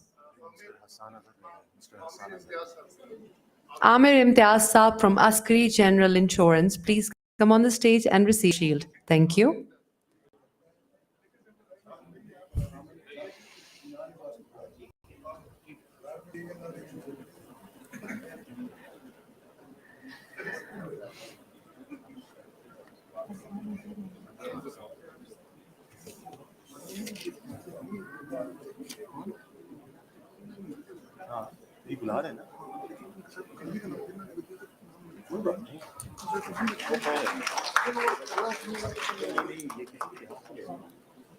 Now I would request Mr. Hassan Azhar, General Manager at Petronas Auto Experts, to please come on the stage and receive his shield.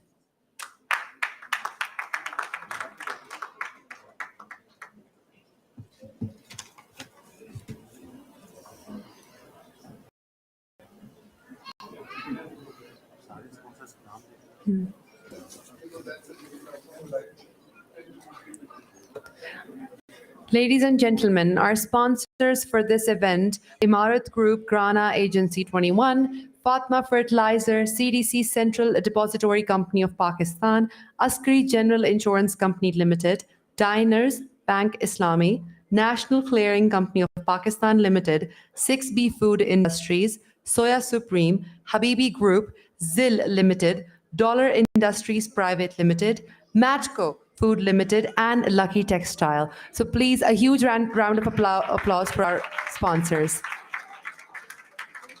Thank you so much. Next up, some of our fresh grads from the ICMA did not make it here when we were giving out the shields in the previous session. So I would just quickly name them out, and I request all of you fresh graduates to please come on the stage and receive your shields. First off, we have Usama Tariq.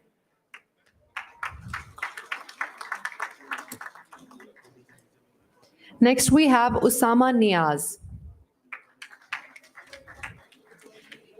Then we have Kashif Khurshid. Hamza Amin. Kashif Khurshid and Hamza Amin.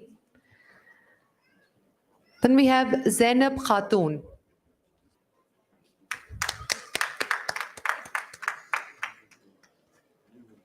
Rana Ahmer Jawad Khan.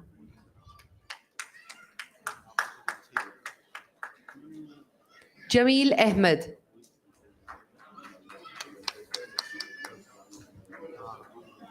Hanan Tahir.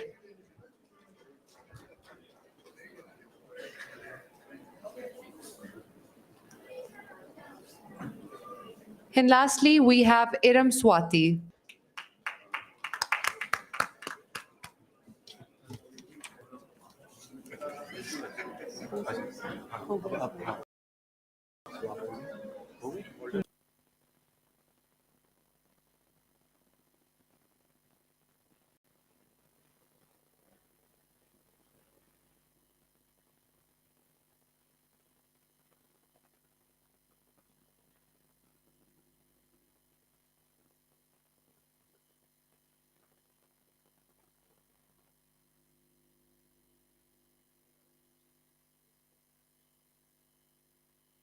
Now I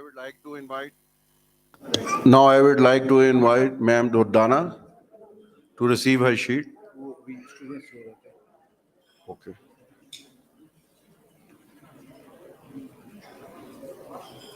Is he around?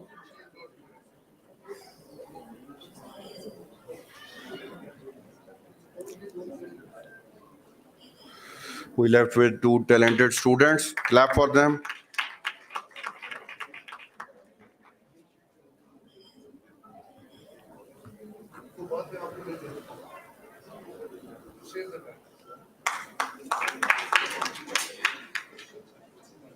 Last but not the least,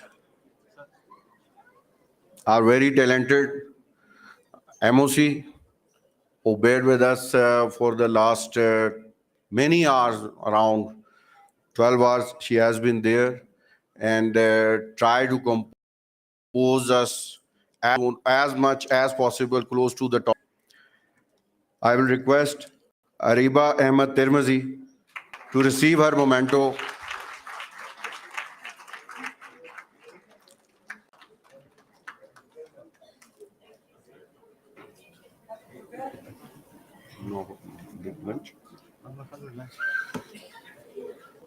Sir, please come forward for a group photo. Sorry. Okay. Couple of shields for the Islamabad team. I request Mr. Imran Ijaz, Malik Imran Ijaz.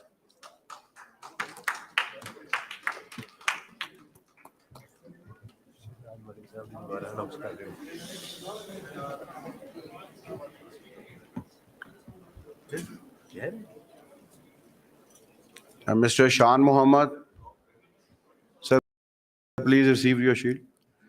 He is the man Islamabad branch council.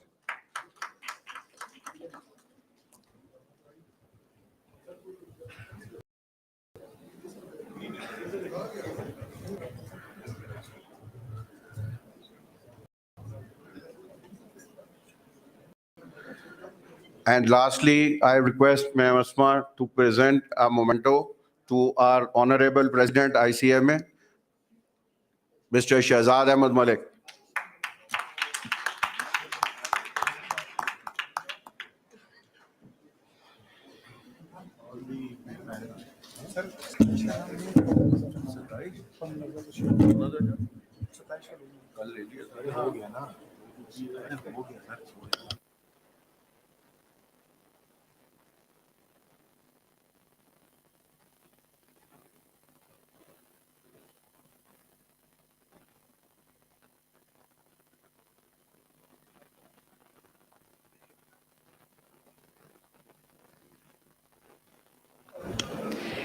Abdul Hafiz Qadri. Abdul Hafiz Qazi.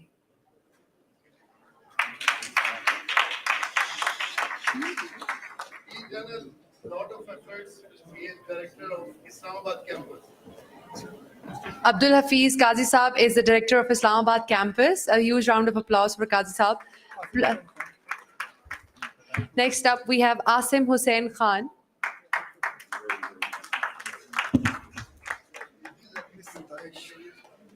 Then we have Miss Sitaish. Sitaish Asim. Asim is continuously working on this conference with me and the other EC members. He done a lot of work. That's true.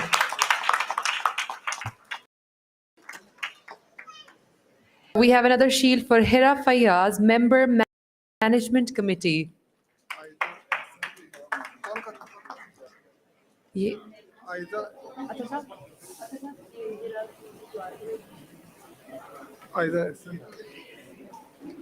One of our organizing members, Aiza Ehsan. Dureshavar. Hamiza Nadeem. Khola Taj. Tahira Nisar.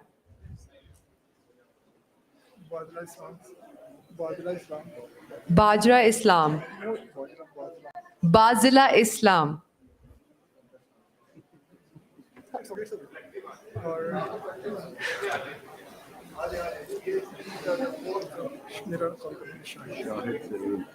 Shahid Salim.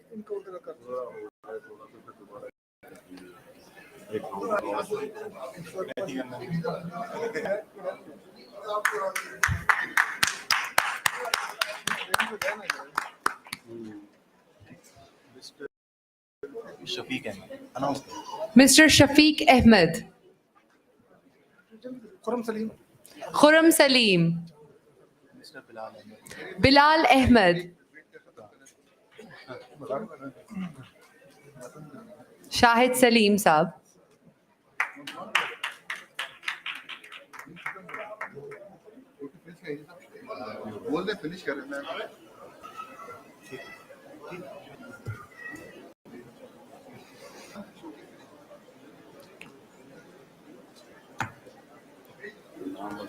Thank you very much, ma'am. Shahid Salim.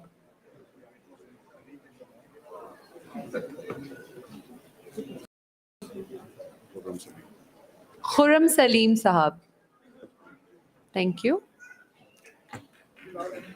Bilal Ahmed. Munazza Ilahi.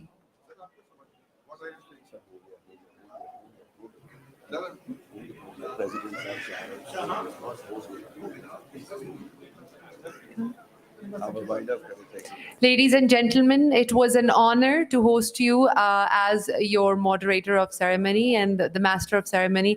And that was a big title on my name, as I only thought that I would just be a host, but they gave me a lot of respect. And I would like to thank the President ICMA, the Vice President ICMA, and everybody who managed me and my logistics, and so did yours. And this was a milestone for ICMA. And we believe that in future we will host these conventions and harbor the intellect of future accountants and their contributions towards a safer and eco-friendly future. This is all from my side, and I hope you have a safe journey back home. Your lunch is waiting for you, and this session is adjourned. See you next time. Thank you so much. Allah Hafiz.